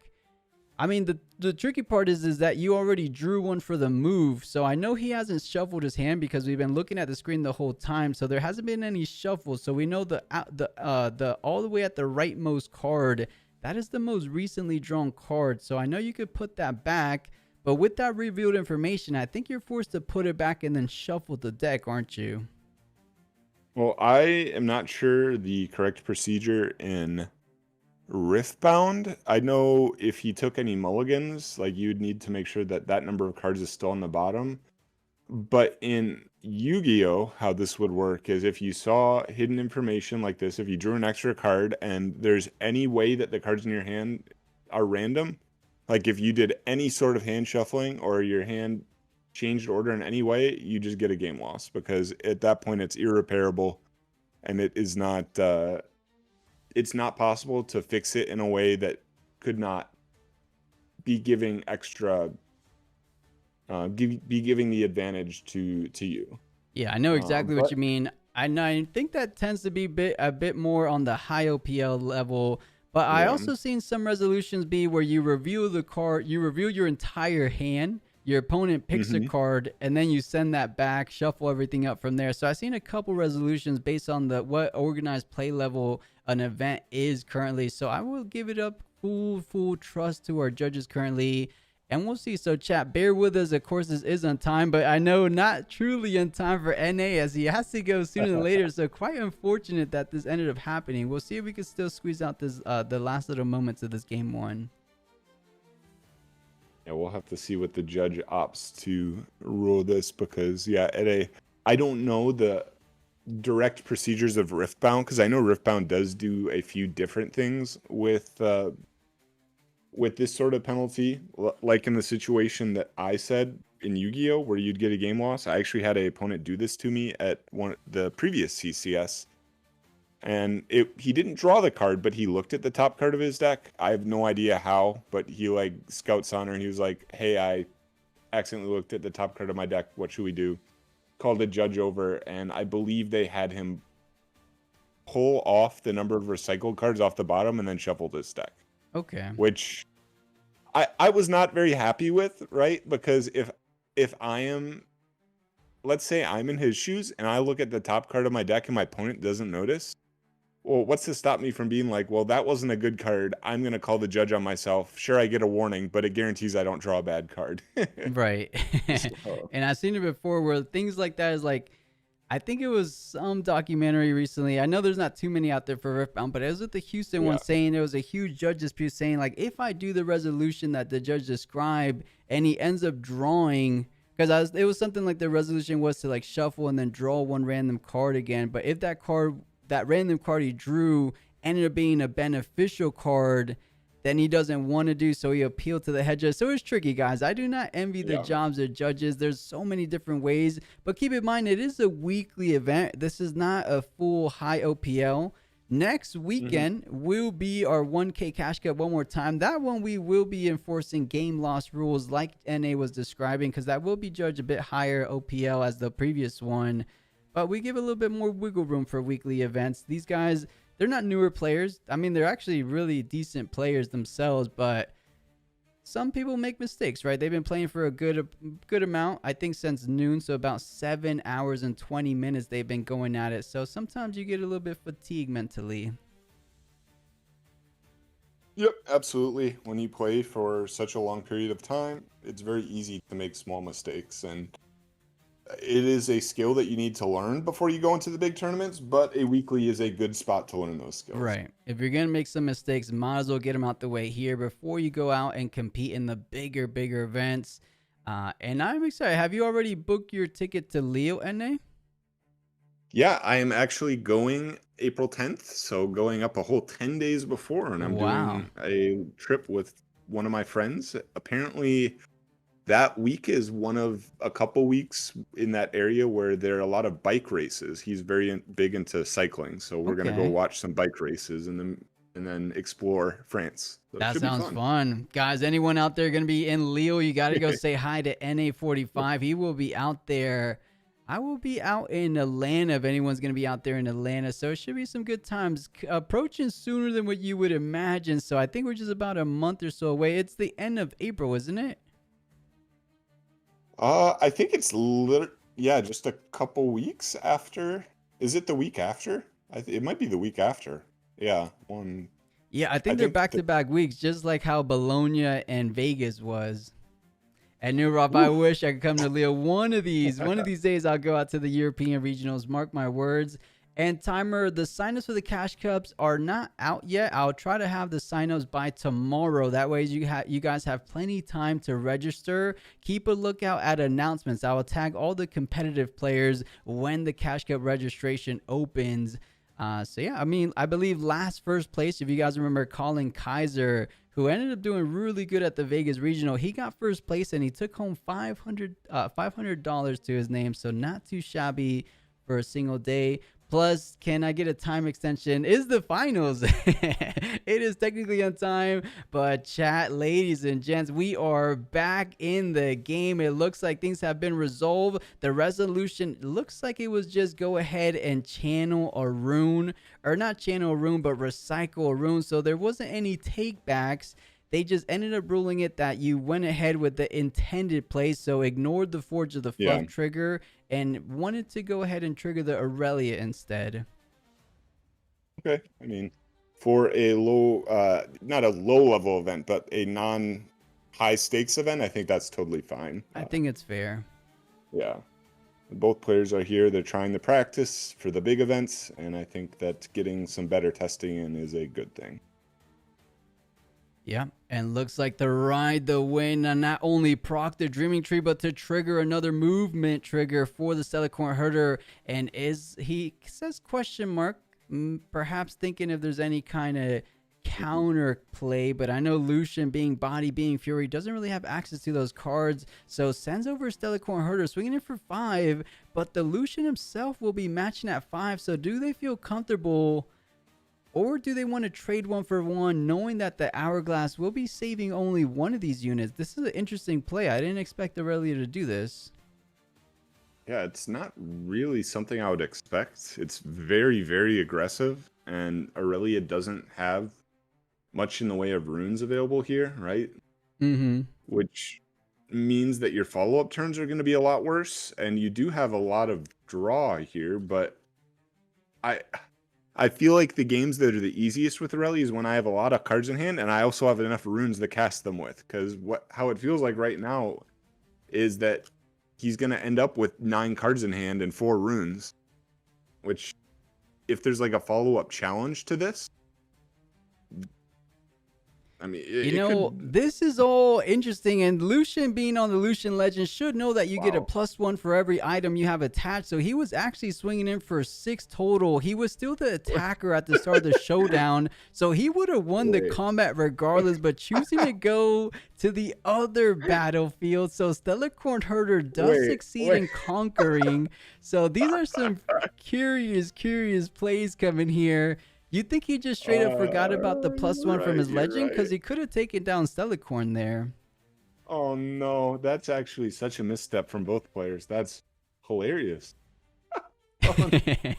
Yeah, unless he was trying to play around something like an on guard. But once that Defy came down, that was the perfect opportunity to just go ahead and hold the Lucian there. Your opponent's completely tapped out. Oh, but he's still going for it. He wanted to conquer. And then he's going back at it to just take out the Stellarcorn. So he won't be able to gain a point from this battlefield as he already scored this turn.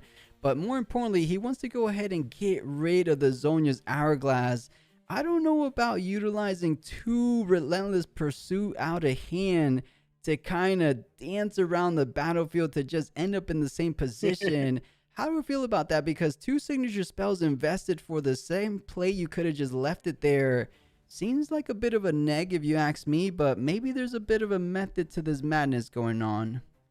I have no clue, honestly. It was quite a strange turn of events. Definitely going in the way of the Lucian player, though. I could not complain if I was him, though it is funny that both players forgetting that the Lucian Legend does in fact have text on it. Right.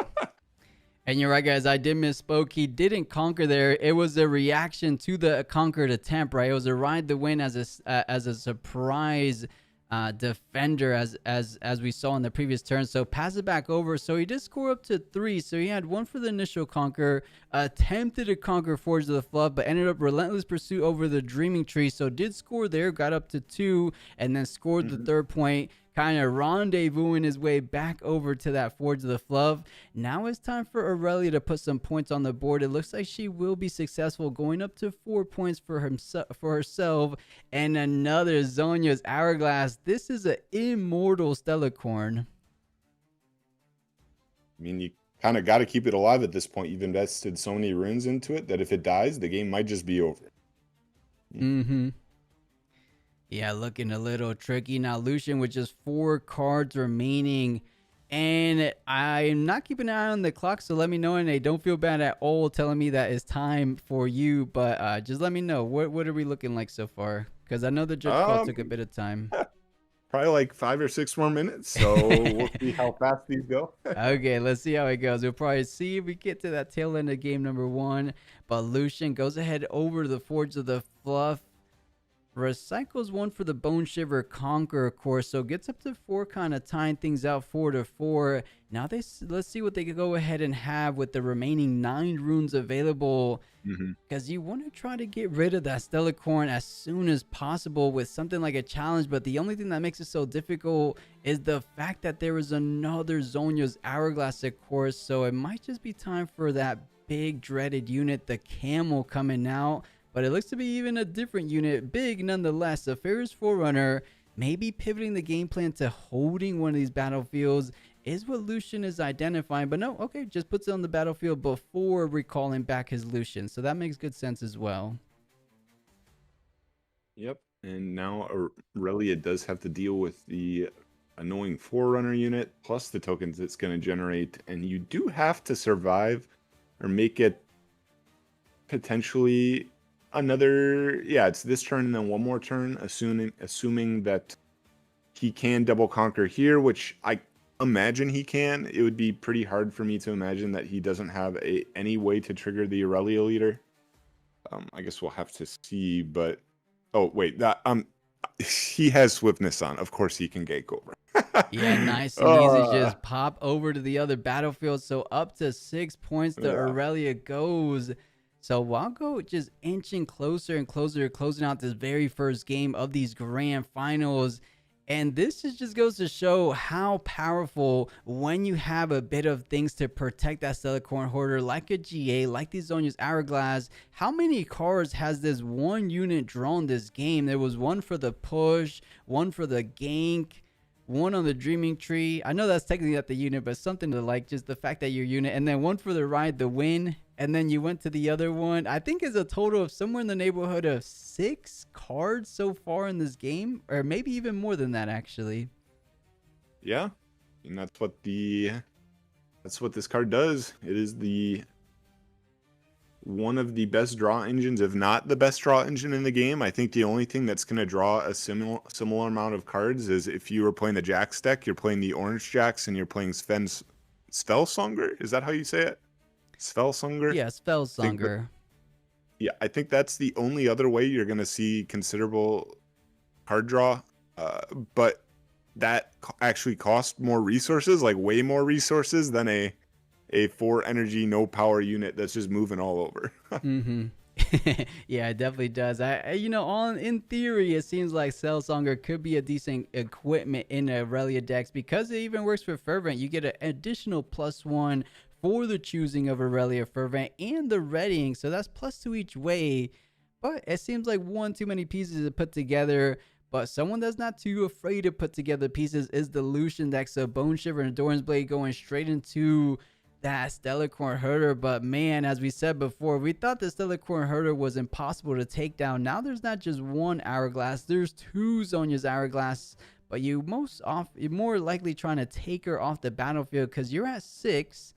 The only thing I feel like Lucian does have going his way is that Aurelia's at a very low rune economy so far, going up to just 6 runes the next turn. You can't really even play out your chosen champion and then ready here all at the same time. But the signature spell coming down, Defiant Dance, +2 on the Herder, -2 on the Lucian, so down to 7-7.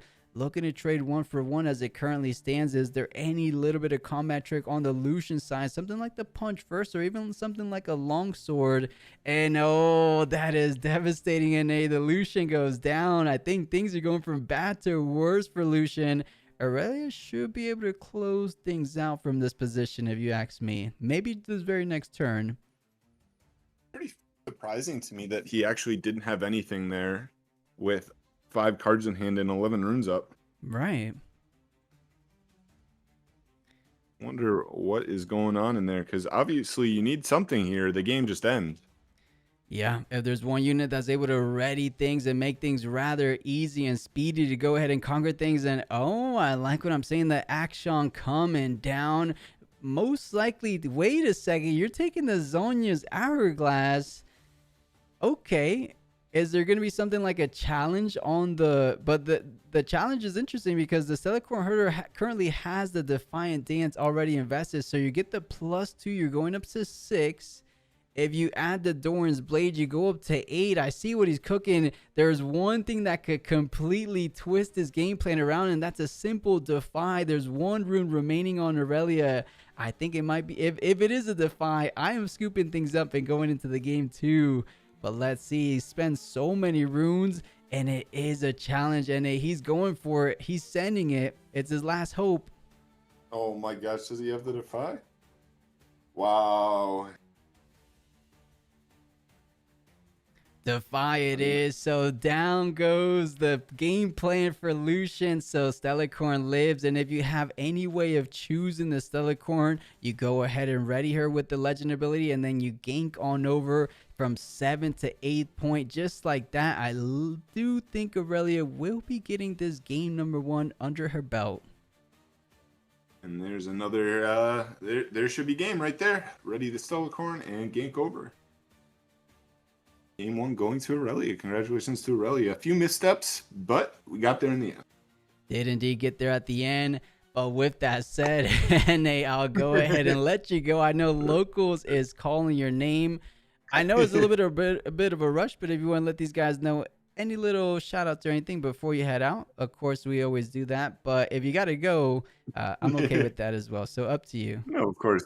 Thank you guys for letting me on as per usual. Plus, it's always a pleasure. Have a good time talking with you, and see you in Atlanta. And for anybody else who is going to Atlanta or Lille, by all means, say hi to me. I'm the dude with the bandana, so pretty easy to find. Got throw it to the booth while you say this. My Twitter is NA_NA_NA45_.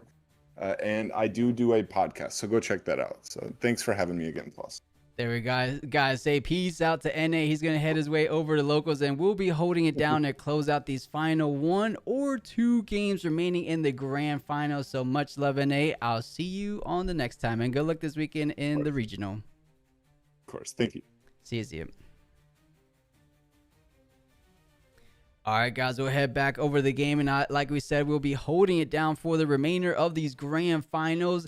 And chat, I guess I'll be interacting with you guys a little bit more. We'll be a bit of co-commentators here together. So Drac Mode, is this more of a learn to play tournament? Drac Mode, I wouldn't necessarily say it's a learn to play, but it is the perfect opportunity. If you ever want to dabble and, you know, your first kind of competitive experience, this is a good competitive experience. It's a free tournament. Anyone around the world can enter.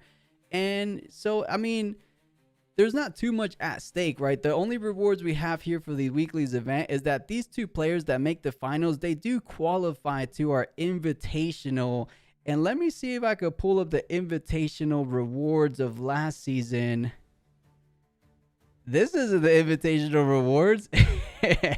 Chat, let me see. These are the invitation rewards. So for anyone that's been watching Runes of Rift for quite some time, invitational from Origins meta, these were the prizes. So we had a custom binder, a custom playmat, a couple $100 in cash, and a couple other things. So you do get some fantastic prizing. But the only way of getting into that invitational is by competing in our weekly events. So not a lot on the line, literally, but there's only one way of getting your hands into those invitational positions. So it's a little bit of a mixed field, right? Some more beginner type players, some intermediates, and then there's actually some really strong competitive players like our previous weekly champions as well. All right, chat, let's go ahead and reset the scoreboard. It is 0-0. We saw that Stellar Corn go completely crazy, but now with the opposite power, you do have that opening play form, that Lucian. And the only thing for Aurelia is that she likes actually going second with opposite power because you're able to go ahead and establish. Or wait a second, did Aurelia go 5-3? No, Lucian did indeed go first. But what I was getting is that you're able to go ahead and establish out the Aurelia Fervent ASAP, which is what you want to do. Which, interesting enough, game number 1, we actually didn't see the Queen at all, right? Aurelia Fervent wasn't developed one time in that game. So let's see if this game already a little bit different than game number 1. Does she decide to do it as early as this very next turn, or as early as this turn, I should say? Because at the minimum, you're able to leave 1 rune available for something like a Defy if you're scared about a challenge. So I don't feel like it's a terrible play. But of course, we don't have full insight of what is exactly in the hand for Aurelia. So potentially they might have a better play.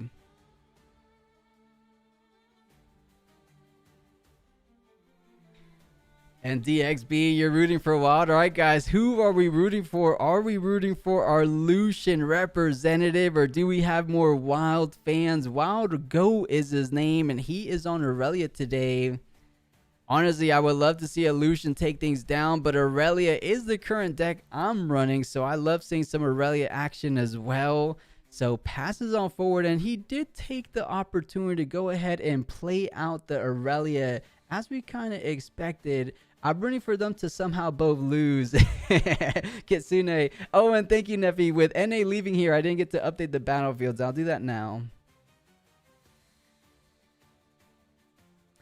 But looks like Twid will be able to score his second point, score up to 3 points. So off to the races Lucian goes. And once Lucian gets ahead, it's mighty difficult for Aurelia to kind of pick things back up. There is one unit that feels pretty good against decks that kind of start off ahead. It will be the Draven Audacious. But with that said, the simple fact that Draven goes in and out, Draven doesn't actually get to interact with any of these units at a battlefield and make that triple the trouble. That is 3 Lucian Relentless or Merciless, I think. Yeah, Lucian Merciless here. I don't think I ever seen 3 on a board. You guys ever seen 3 triplet Lucians? I don't think I ever seen that, actually, funny enough.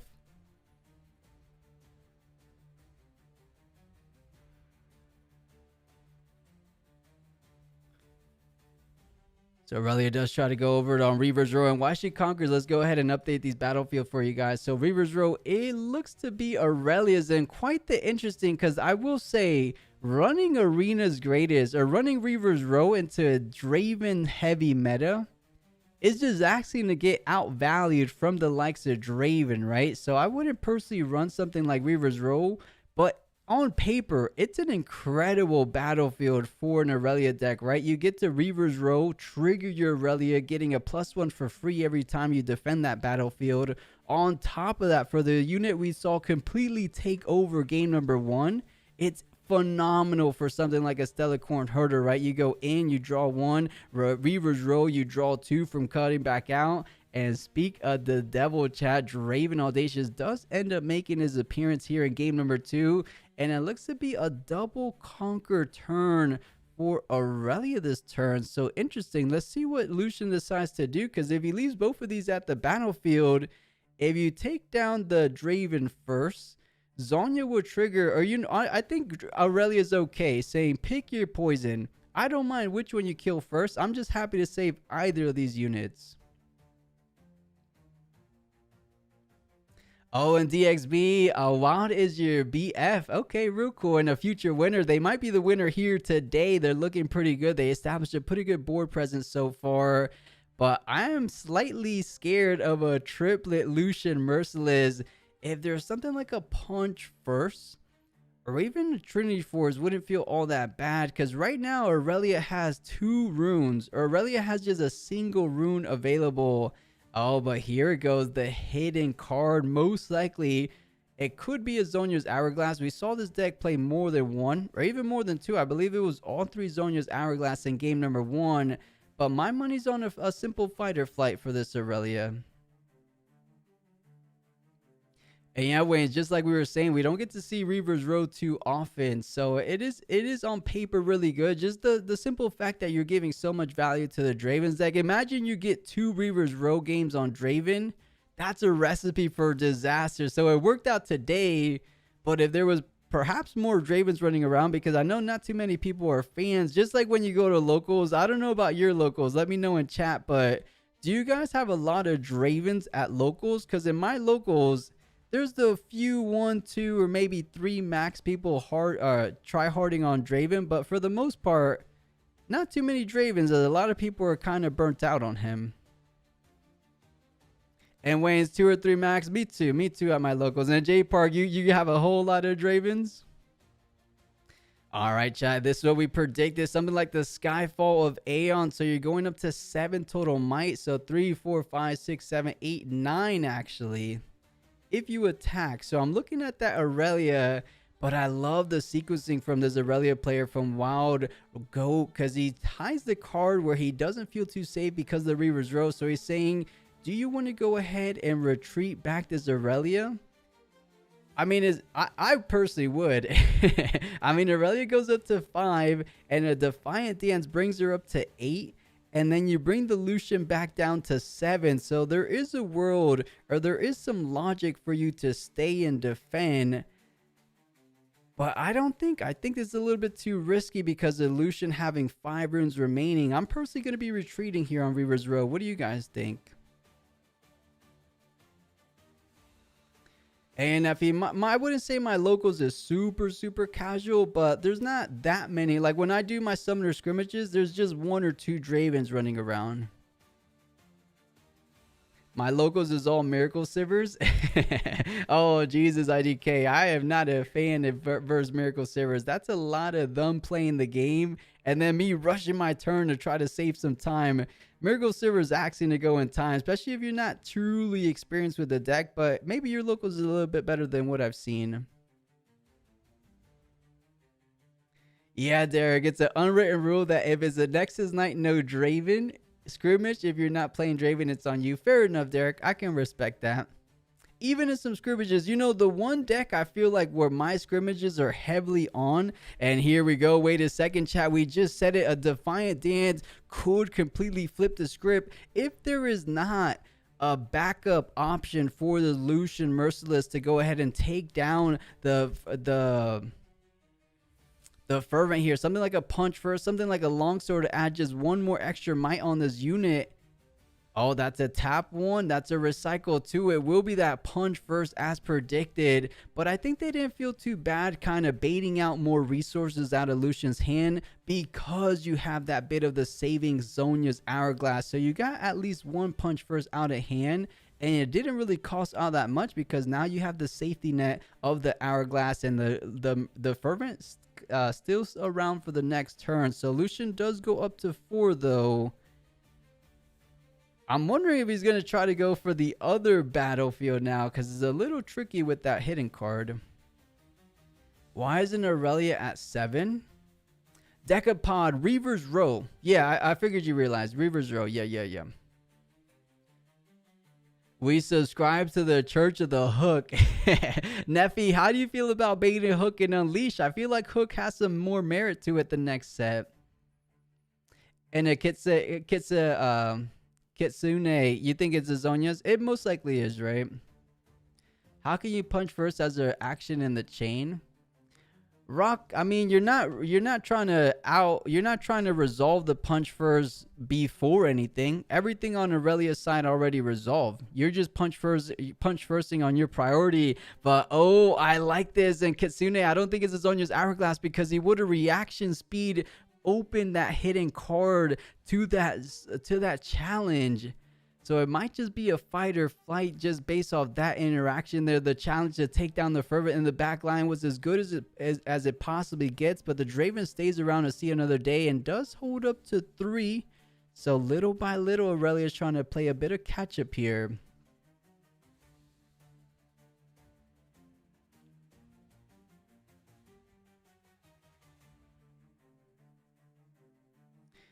You know, this is one game when you don't have the Dreaming Tree, when you don't have something like a Sunken Temple, and when you don't have that notorious Stellarcorn Herder, you tend to dry out a little bit on that gas. You don't have as heavy, hard economy as you did in that game number 1. Thankful for that fight or flight, you are able to make your way easily to that Reaver's Row, so you will be tying things up to that 4.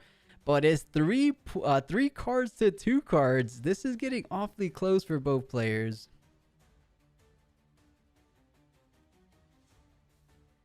You know, I will add, I don't think Lucian has more ways than Aurelia has more ways than drawing cards, right? Discipline is able to allow her to draw some cards. The unit we just mentioned, Stellarcorn, if they find one Stellarcorn and she's able to stay alive for at least 1 or 2 turns, that's going to easily bring her back into this game.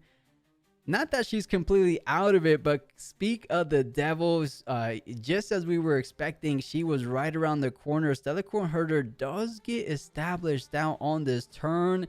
Is there another challenge? And if there is there a Defy / not so fast to counter the challenge? Because one challenge has already been used up. So you're praying for another one.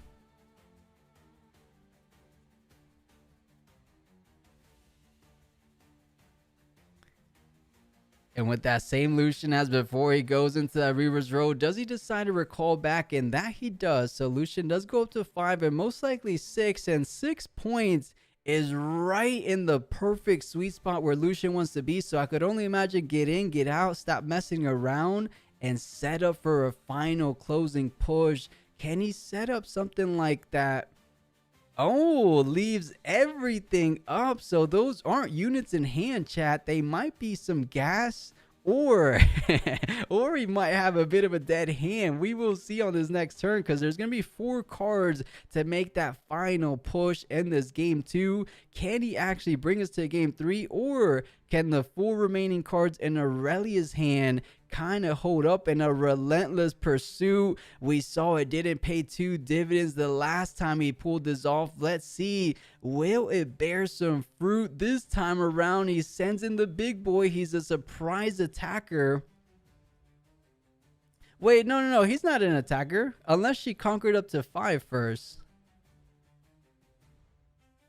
No, he's doing it mid-combat, so he's still a defender in this case.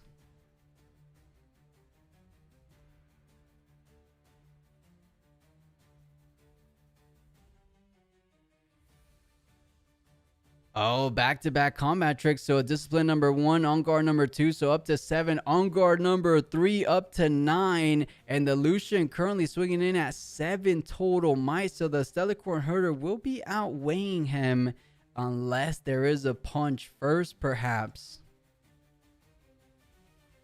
Yeah, William, we know he is a defender. He did it as a reaction to the showdown, right? So Stellarcorn was entering the combat, or entering the showdown, I should say, as the attacker status condition, right? So you are still a defender, but he does have the punch first. So up to 12 total might he goes.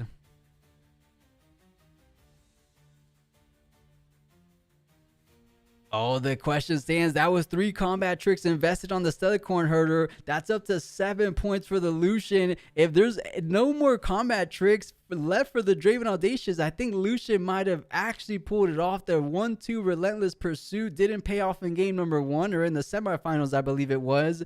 But will it pay off here in this game number 2 of our grand finals? There's a single card in hand. There's 2 cards in hand for Aurelia. Did he just pull this off, chat?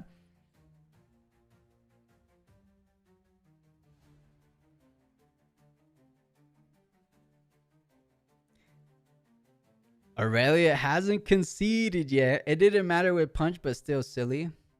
Wayne's, he's the defender. He needed the punch, remember? He wouldn't have won the combat without the punch first.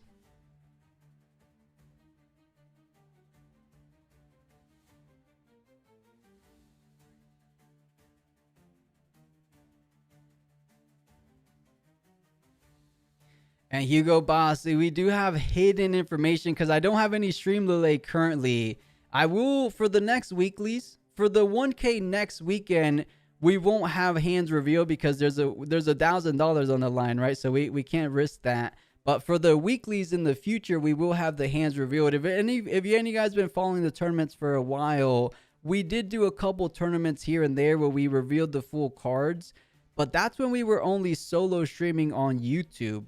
Or apologies, when we were solo streaming on Twitch. Now that we're dual streaming, last time I tried, there was a delay on Twitch, but there was like 50% of the delay over on YouTube. So YouTube was way more caught up to pace than Twitch for some reason. So I have to figure out, I'm going to shoot a message to YouTube support to see if they can help me out.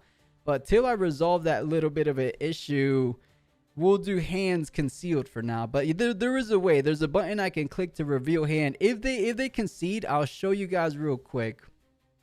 So Lucian is the attacker. Isaac, in that particular instance, because Stellarcorn went to conquer the battlefield first, they started the showdown as a designated attacker. You can't change designations just because you go ahead and use Relentless Pursuit. So Stellarcorn stays the attacker in that instance. So Lucian isn't the attacker because Stellarcorn has already been assigned the attacker status. And wait a minute, the Heart of the Dark Eyes brings up that Draven up to 9 total might. I don't think 9's enough to bring down that 12 total standing. And ladies and gents, that is a GG. We find ourselves in a game 3 situation. Last game of the day. Who's gonna take it home? Who's gonna be taking all the marbles today? Is it Lucian? Is it Aurelia? I think we have a bit of fans for both of you guys. Was the delay here? That's a long time to think about it play. Ken Curran, I think they were just trying to find an out, and they didn't find the out. Heart of the Dark guys, they were doing the math, but yeah, I think just Aurelia not wanting to let go just yet.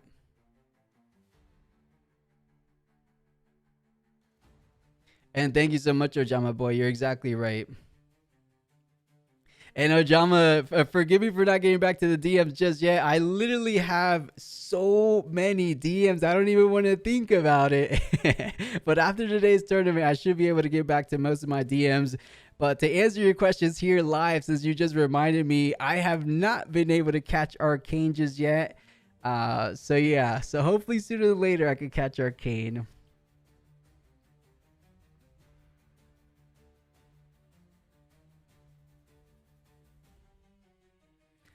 And you know, the Alba's a power number 2. This is exactly what Aurelia wants. So starting things off on turn 1, interesting enough, we haven't really seen a really good 2-drop, or I should say a really good 3-drop, being that sneaky deckhand. Do they go ahead and draw it for the first time in these finals? And okay, Aurelia choosing to go second despite being able to go first. Interesting to decide that. Maybe you want to open Stellarcorn Herder that is a 4-drop, but instead is the Adaptatron, chat. You get rid of the equipment, and each time you do, when you conquer, you also go ahead and gain a buff. So for anyone that hasn't seen Adaptatron, which it would be hard to not see Adaptatron because he's running crazy in Aurelia decks. When I conquer, you may kill a gear. If you do, you go ahead and buff me. And that's every single time you conquer. So you can actually kill multiple gears in a turn with Aurelia's Legend ability and Boots of Swiftness. Or if you have something simple like a Ride the Wind as well.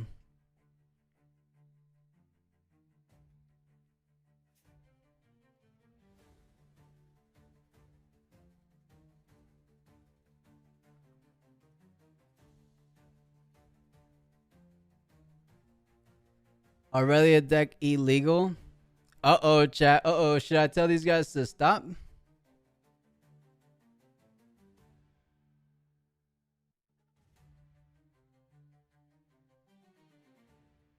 Oh, chat, what is the resolution here? Oh, why do you guys put me in these predicaments? Why do these players put me in these situations? I'm just trying to enjoy some good old Riftbound actions, you know, sit back, relax, you know, commentate a little bit here and there. He has 40 cards, just restart the game. All right, let's give it a wait. All right, I'm interfering, chat. I'm the only caster slash remaining. Well, I mean, we have some judges here, but let me intervene for a second.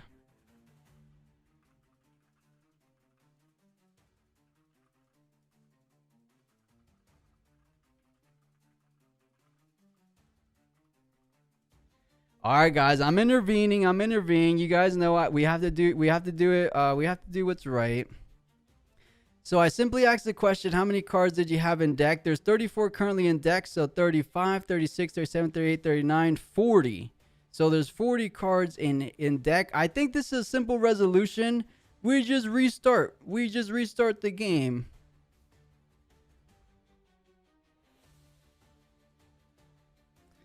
Chat, is everyone in agreement, guys? Do we just simply restart game number 3? It's so early in the game. No one has even scored a single point. Or, of course, there has been 1 point scored, but I think we just reset. GG Lucian 1. Anton, if this was a high OPL, if this was regionals, that's a game loss. It's a weekly. Let's get some good Riftbound action before we call it a day. You give Lucian the choice. It's not a big tournament, just restart. GG free win. It is up to Twin. I'm gonna say, guys, let's just restart.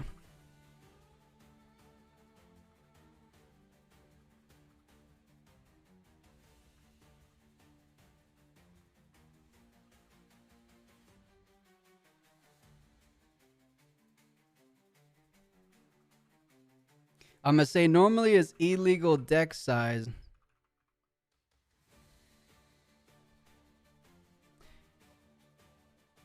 All right, guys. So I'll be the little bit of the judge here, and I would just go show hand, let them pick one to remove. Bond, we could do that. Yeah, I know, Ken Curran. It is a bit of a set. Guys, do we judge call it? Guys, is there any...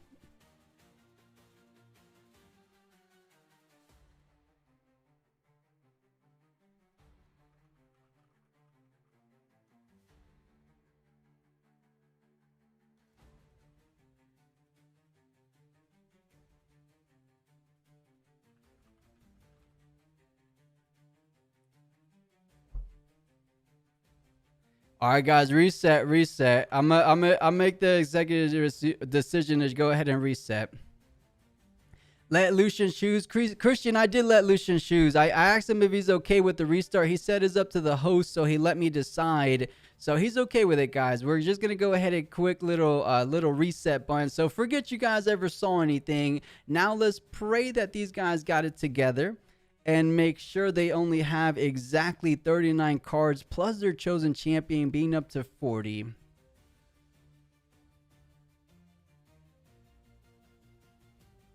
All right, I guess I'll hype it up one more time. Here we go. It is the final game of these grand finals. We find ourselves in a game 3 situation. Oblas of Power for Aurelia, Sunken Temple for the Lucian player. Aurelia did decide to go on the draw, so I would imagine they're going to keep it all the same again. So Lucian most likely will be able to capitalize on that and start with the Lucian champion, unless they want to pivot from that game plan. Oh, are they deciding to go first this time? No. They're still going second. All right, so just as we saw in that game number 3, 2.0 if you were, 1.0 if you will, he does indeed start off with Merciless, so pass it on forward. Does he start with the Stellarcorn Herder? And that he does, so pretty good opening for both guys.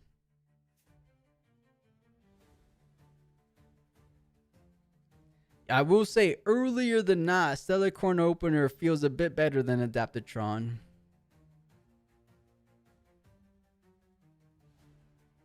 But now you don't feel all that bad developing out your equipment, so Bone Shiver does get played out. Do you go ahead and attach it so that you could conquer and channel 1? You're basically attaching it for 0 net loss, right? So you do attach it, you send in your unit, and then you channel 1 exhausted. So yeah, basically a free attachment. And now you're just praying Adaptatron doesn't surprise you and come out to play this very next turn. If you could go ahead and restand it with something like an On Guard or something that costs 2. But it's a little bit of an investment if you go with Adaptatron Guardian Angel. Doesn't feel the best, but you do get rid of an equipment on your opponent's side.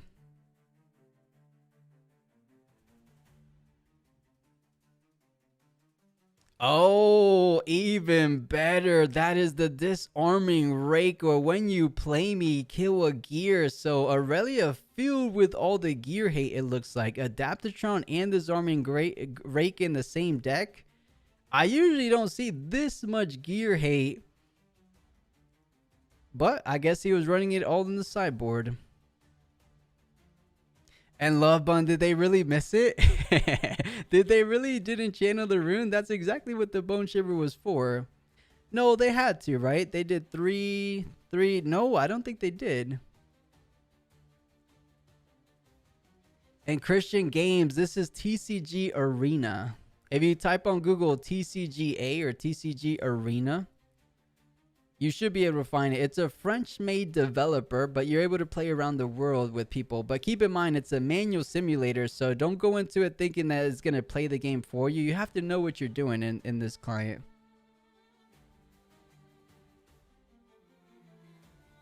And guys, the opponent is being friendly. He's saying you could go ahead and channel the rune now. So it does get 1 rune up to 7. So it is a weekly. We already restarted the game. We're not going to get too much of a Strickler type ruling in these formats. But guys, come next week, we will be enforcing a much harsher rules. Only necessary, right? We're not trying to go out of our way to enforce certain rules, but today we'll keep it more casual. We're trying to enjoy some Riftbound games nonetheless. So Doran's Blade does hit the board, and that GA poses some problems for Lucian, but it's only 4 defending might, so you're not too threatened out by that card. Yeah, TCG, exactly. It's a friendlier type game. Think of it as a locals. We had 41 player locals today. So at your locals, you're more inclined to let your players take back some moves. You know, you're more inclined to make them re-get their triggers again. So, you know, sometimes you don't have to always rule shark. No, you can't get that. You know, when regionals comes around, when our 1K comes around, yes, you know, there's times to do that. But, you know, we'll keep it some casual here and there as well. Uh-oh, let's see if On Guard is enough to hold down against this Lucian Conqueror. You're going up to 6 total might versus Lucian 6 with the Assault from the Legend. Does he have something like a longsword to follow up? He's thinking, guys.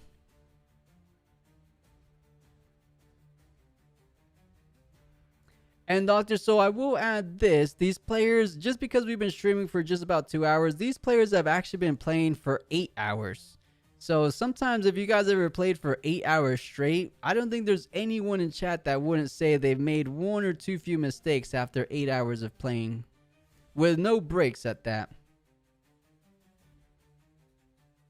Alright, just like we saw in the previous game, the relentless pursuit coming down and saying, wait a minute, I wasn't certain I was going to be able to conquer this battlefield. Let me go to the other side of the battlefield. So going up to 2 points regardless, and then more importantly, you will trigger Lucian's effect to go ahead and bring him back to the base for the time being.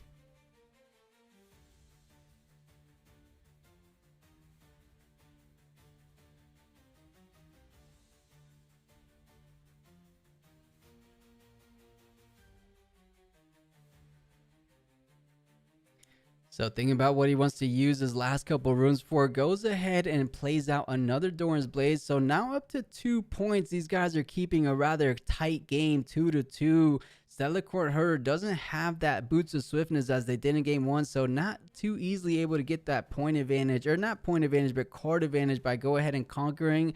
But you do have that unit in the back line that you most likely will be sending forward. And just like that, the Fervent hitting the board, you do feel a teeny bit exposed, but if you have something like a Defiant hand, you won't feel all that bad if a challenge comes your way.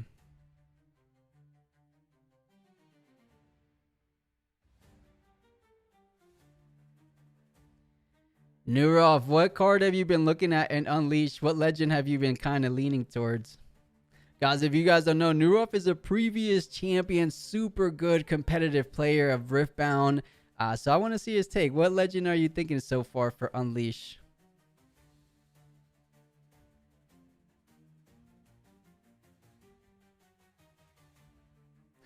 No, Jaja. She did score, but he didn't send in a disarming rank to score to 3. He's prioritizing the safety of the rake for the time being. So yeah, they got to 1 point for the Conquer for Stellacorn, and then they got 2 for the Hold for Stellacorn.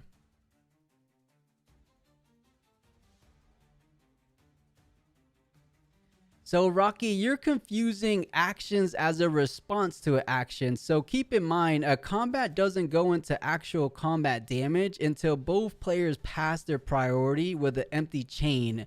So they're not playing an action before you play your action. That's what you're getting confused about. What's happening here is On Guard fully resolved, and then the priority goes back to your opponent. On your opponent's priority, they went ahead and used Relentless Pursuit. So it wasn't a Relentless Pursuit in reaction to the On Guard. Like I said, I think that's what's confusing you. The On Guard resolved. That's 100% done and dealt with. Now back to the priority for Lucian, and that gives a window of opportunity to play your actions / reactions, and that's what happened there. So hopefully that clears things up for you. Diana or LB? Oh, LeBlanc. Okay, I see you, Lurov. You're picking the best ones. I see. I thought you were going to say something like Kha'Zix since you were so good with Sivir. I'm leaning towards Kha'Zix myself, Lurov. I think he's really good. Or we'll see. There's still some more testing to be done. Oh, a card we haven't got to see this entire best of 3 series. The Vex coming down and protecting / reinforcing that sunken temple. This is quite an issue because now every single spell in Aurelia's hand costs 1 energy less, 1 power less. That's a Ride the Wind for 1, a Rebuke for 1. Every single spell almost in Aurelia's hands, so you can effectively play 3 cards or 3 combat tricks with this last 3 energy remaining.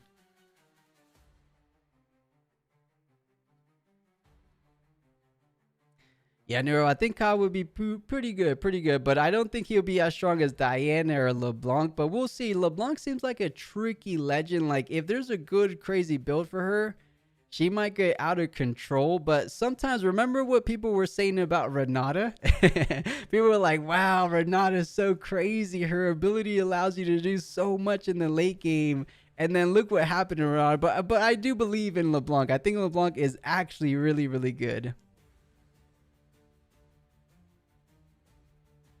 And easy, it does. Relentless Pursuit does allow you to move from anywhere. When a card specifies move a unit, move a friendly unit, that's anywhere. If a card says move a friendly unit to the base or move a friendly unit from the base, then it has limitations. But if there's a card that strictly reads move a friendly unit, there is no limitations to where you can move to. And here we go, guys. The Merciless going straight for the Disarming Rake, attacking him for 6, 1 for the extra assault trigger from the Lucian. So Aurelia thinking about it. I think if you're able to tie things up to 4, I'm slightly hesitant about leaving that battlefield with Vex alone, but you are behind on point tempo, so you have to make a move eventually. I think the Ruin Runner might be that one card that allows you to take the move, and it looks like a Fight or Flight will be invested to just push back the Merciless. So now he has to make a decision. Do I want to go ahead and use my Ruin Runner to just push the Obelisk, or do I still want to try to take down the Vex when I can? But I am terrified of Vex, so I'm leaning towards the easier Conquer. But like I said, you are behind on point tempo. You do conquer up to 4, but then Wild Goat's going to be holding up to 5. And Aurelia loves to play from ahead, so I'm very curious to see what the Lucian player decides to do. And yeah, guys, now since I'm solo casting is a perfect opportunity to go ahead and ask any questions in chat. Usually when we're doing the full-on pro cast, or, you know, not truly pro cast, but when we're doing the full official cast, we tend to not do too much chat interaction, but you guys are my co-commentators for now. So feel free to ask any questions. I'll answer them as I see them. But he does take for the easier Conquer, and this is a way of getting that point tempo back your way. The Trinity Force coming down. Every time you hold, you get an additional point, attaching it onto the Ruin Runner. If you leave something like a Punch First available, Punch First like a Longsword, I think that is one card that will be able to hold it down. But man, if there is one card that can pretty much overcome any kind of might obstacle, it's Aurelia Fervent, right? Whoa, the challenge coming down. He's saying even if you have an on guard, my camel is just bigger. Oh, Defy to save the day. What a risky play, but had to risk it, because if you're able to take down the Fervent, that might have just been a guaranteed way of winning this game for Lucian.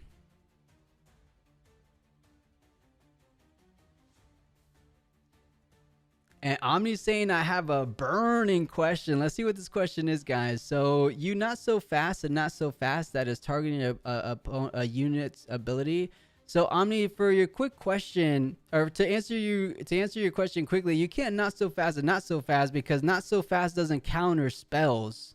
Or what I mean by that is not so fast reads if a spell targets my unit or my gear. So you can't not so fast because that doesn't target. Do you see what I mean?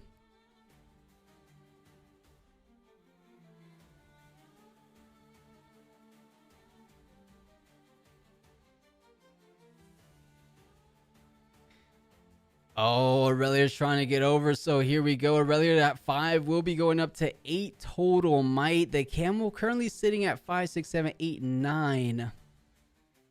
Oh, was Aurelia ready? Yeah, she doesn't get the +1. Yeah, Aurelia was already ready, so she doesn't get the +1. So she's actually at 9, or actually at 8 with being stid here. The longsword still comes out, guys. I'll intervene if I have to. So keep in mind, Aurelia's still at 8 total might.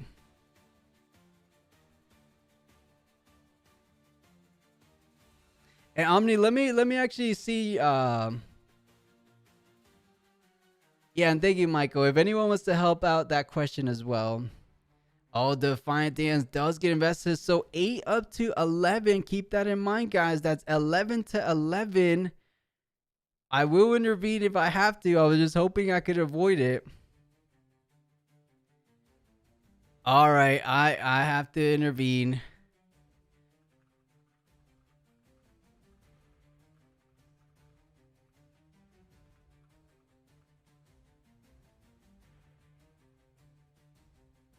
And chat, are we 100% sure? Because I remember it being readied.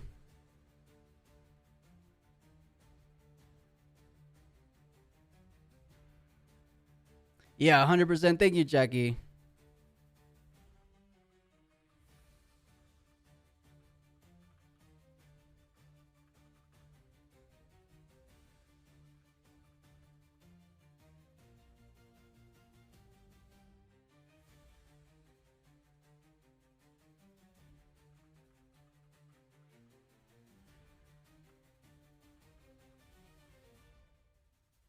And he's saying, yeah, you get the +1 for being exhausted on the battlefield, but we're talking about the very start of the turn.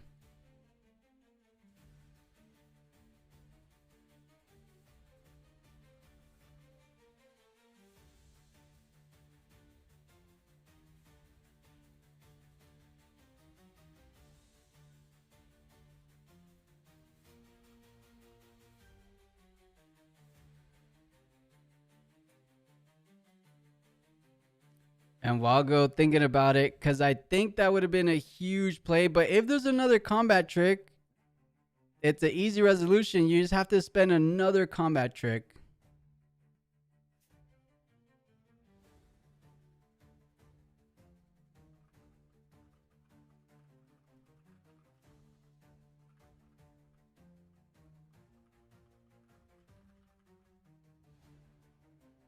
And guys, there's never been a weekly where I had to interfere as often as I did today. I was just trying to come onto the stream for a good 2 hours. It looks like we're here for about 3. And Lodi Dodi, how's it going? Welcome on in. Later does add might though. Yes, Nugent, we know that, but we're talking about the first initial push. The first initial push, or no, apologies, not the first initial push. The first initial proc of the Aurelia trigger. Usually when you start the turn, your Aurelia is exhausted and then you're ready. So you go from 4 to 5. In this situation, Aurelia was already readied. So it doesn't go from 4 to 5. It stays at 4 because it was never readied.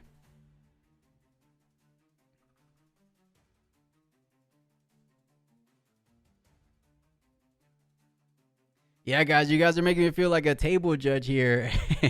Wago really was already ready for the twist. Yeah, exactly, guys. So I think it's 11 to 11. And what a wild ride. Can you not use it in a showdown? Jaja, they did. They did ready the Aurelia in the showdown. So... Debs, I was hoping we didn't have to intervene if they just ended up getting, but the fact that it was literally 11 to 11, I was hoping it was going to be like 13 to 11 where it wouldn't make a difference. So you're right. You're right, J Park. I could have seen it, or Debs was it that said it. I couldn't intervene at the moment, but I like these players to play it out. I was just hoping it actually end up actually mattering, but it looks like it did end up mattering.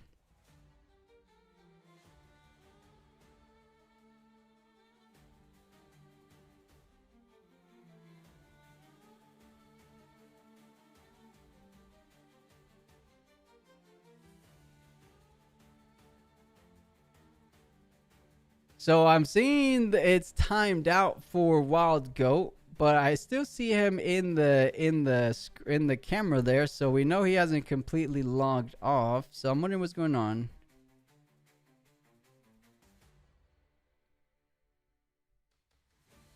And chat, this video is gonna be a mess to edit. I might let this one be. You know, there's one. He hasn't conquered just yet. New name. Yeah, so Zonya's proc, Aurelia goes back to the back line. So that's how you resolve this. Is there because it's being streamed for entertainment? People want to see good games. Exactly, IDK. We want to see good and clean games. So we don't want to just let players not play the game as the game was intended to play. Of course, it gets rather confusing and very nuanced interactions. But as long as we're all in agreement, as long as these opponents and players understand why these things are happening, it's best to learn now, right? I'm sure there's a couple people in chat wondering, what are you guys going on about? What exactly is happening? I'm sure maybe Aurelia is trying to say, well, let me read. I think there's a slight dispute.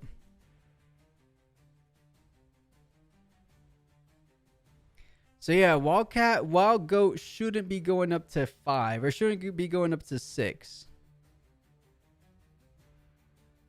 We're seeing a confront. And guys, am I just lagging or something? How is it Lucian's turn?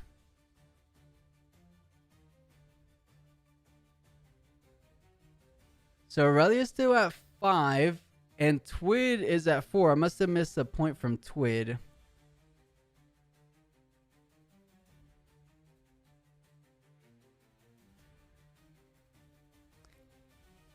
I'm wondering if it's time out. Refresh the page, guys. Would that work? I don't want to get these guys out because I'm the host of the lobby. So let me ask them in Discord, or ask them here.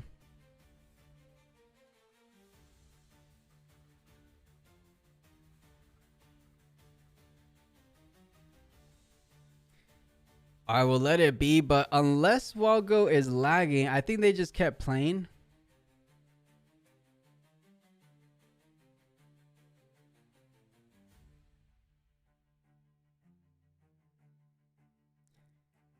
Wait, why is he pushing up the Kiana? It was a 1-for-1 trade. Wait, chat, I don't think they understood what I was trying to say.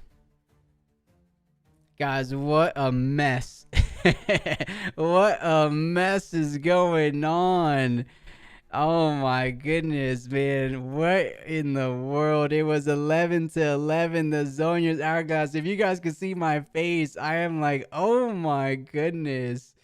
Guys, what a mess. We've never had a weekly like this. I hope this isn't you guys' first experience with these weeklies, because I know it is never like this, guys. It is never, ever like this. This is one of the first times it's ever happened.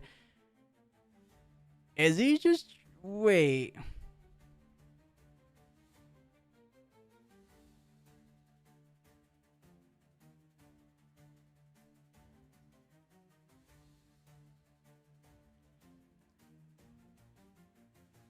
Let me ask in Discord, because maybe TCGA is lagging for me.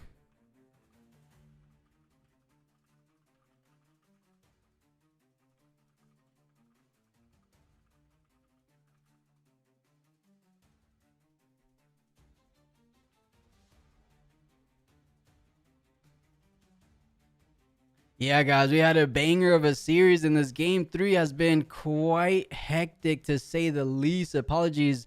I was hoping we get a nice clean game on our way, but things have just not been... Lucian never used a +1 for the equipment.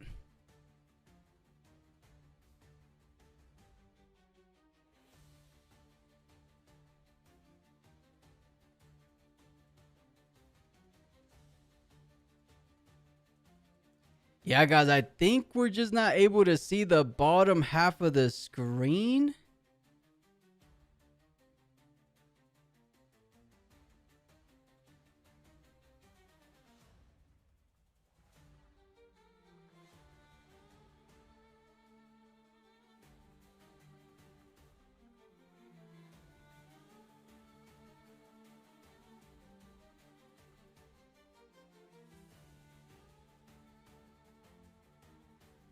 So apparently Twid is saying GG. What happened there? Guys, we might have to leave it like that, but what an unfortunate series of events that went down in this game number 3. Quite anticlimactic. I apologize for a little bit of doesn't say timeout for me. I will get to the how did...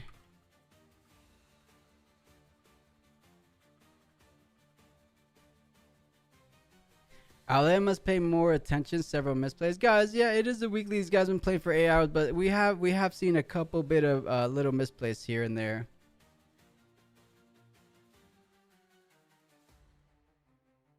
Charm my Kiana to base.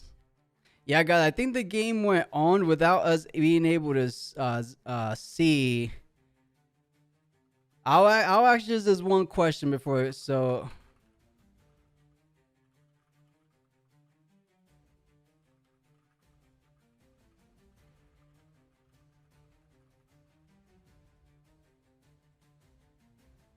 Yeah, guys. So she was doing things. She was doing things while we weren't able to see. So, guys, Aurelia is our champion. Unfortunate that we weren't able to see the actual finishing acts. I was really hoping. And Marsucio, we'll post the deck list on Twitter and on Discord by tomorrow.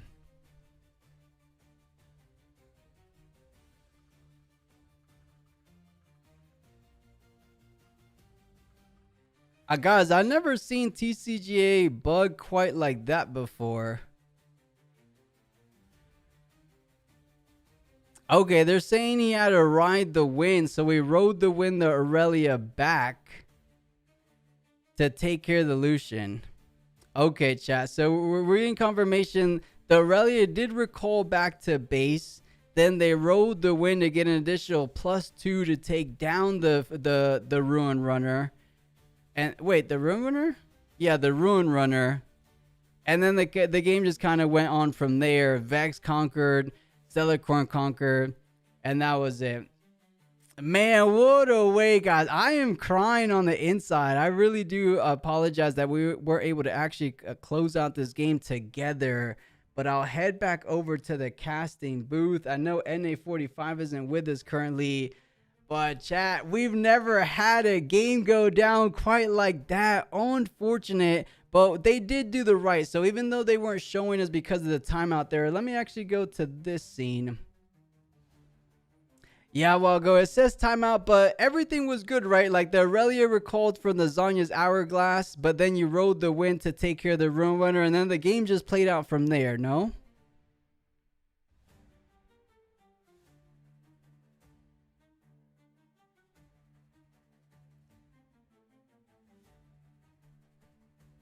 Are these teeth real? You're talking about my teeth? Herbal, yeah, my teeth are real. What else would they be? But guys, that is it. Shit does happen, Pokemon. Well said. And guys, it is a weekly series, but we will be back at it one more time. Just 2 days from today, it is the $30,000 Chinese National Open. And that's going to be 2,148 of the best players. Actually, rewind a little bit. I think it's an open, so it won't be 2,000 of the absolute best. There's gonna be some great players, but they might be some people that kind of just got in there nonetheless. But either way, 2,000 players competing for over $30,000 over there in Shenzhen, China. We will be co-streaming that in about 2 days. Like I said, it is a multi-day event, so day 1 will be on Friday, and day 2 top 8 will be on Saturday. So stay tuned for that. On top of that, just like I kind of hinted at, on Saturday the following week will be our 1K cash cup. If you guys want to compete in that event, if you guys are in the Discord, feel free to !Discord or join, because I'll be pushing up the registration link for you guys to sign up. I believe I will do the same exact entry fee as we did before. It'll be $16 to get the early bird entry, and if you don't get the early bird entry, it goes up to $20 standard fee. So with that said, guys, that will be everything today. And hey, Cashew, thank you so much for the raid. We were just calling it a day, though. Thank you so very much, though. Waiting for you for the easy win before Leo. Guys, yeah, there is an Italian versus France stream coming up. And Jaja, how do I join the next weekly? I would love to play. Jaja, it's in our Discord. So if you do !Discord, I think it is on YouTube. There's a sign-up channel on Discord, so keep a lookout for that. Reward for the open. So DD, the rewards are to get into our invitational. So there's no monetary reward, but there's only one way of getting into our invitational, which we have great pricing for that one, is through the weeklies. All right, guys, we're going to be calling it a day. I will be going ahead and posting the deck list in our Discord and on Twitter by tomorrow. Again, I apologize for a little bit of the lackluster ending, but we got some good matches. The semifinals was real cool, and then game 1 and game 2 were real cool nonetheless. But shout out to Wild Goat. You were officially the GOAT today. You are crowned the champion. Well played and well done. Now I see we're stuck. Yeah, Twig, we were stuck here the whole time. Me and chat were like, what is going on? But I trust you guys. I trust Twig. I trust Wild Goat. I'm sure they figured it out, and Wild Goat did come out ahead. So well done. Yeah, Wild Goat. GG's. We can beat you on the end. And guys, set 3 tournaments coming really, really soon. Once all the reveals are out, we will be starting set 3 tournaments. So the weeklies will be with the new legends, with the new cards. I am super excited for that. Well, till then, I will catch you guys on a future stream. We created a new tier list on tier list where you hold an ally. For sure. Oh, that sounds fun. That's what you guys did on the stream. Super cool. All right, guys, I'll see you on the next stream. I'll be live one more time on Friday, like I said, for the Chinese Invitational. Have a good night and have a good rest of your day, guys. Take care.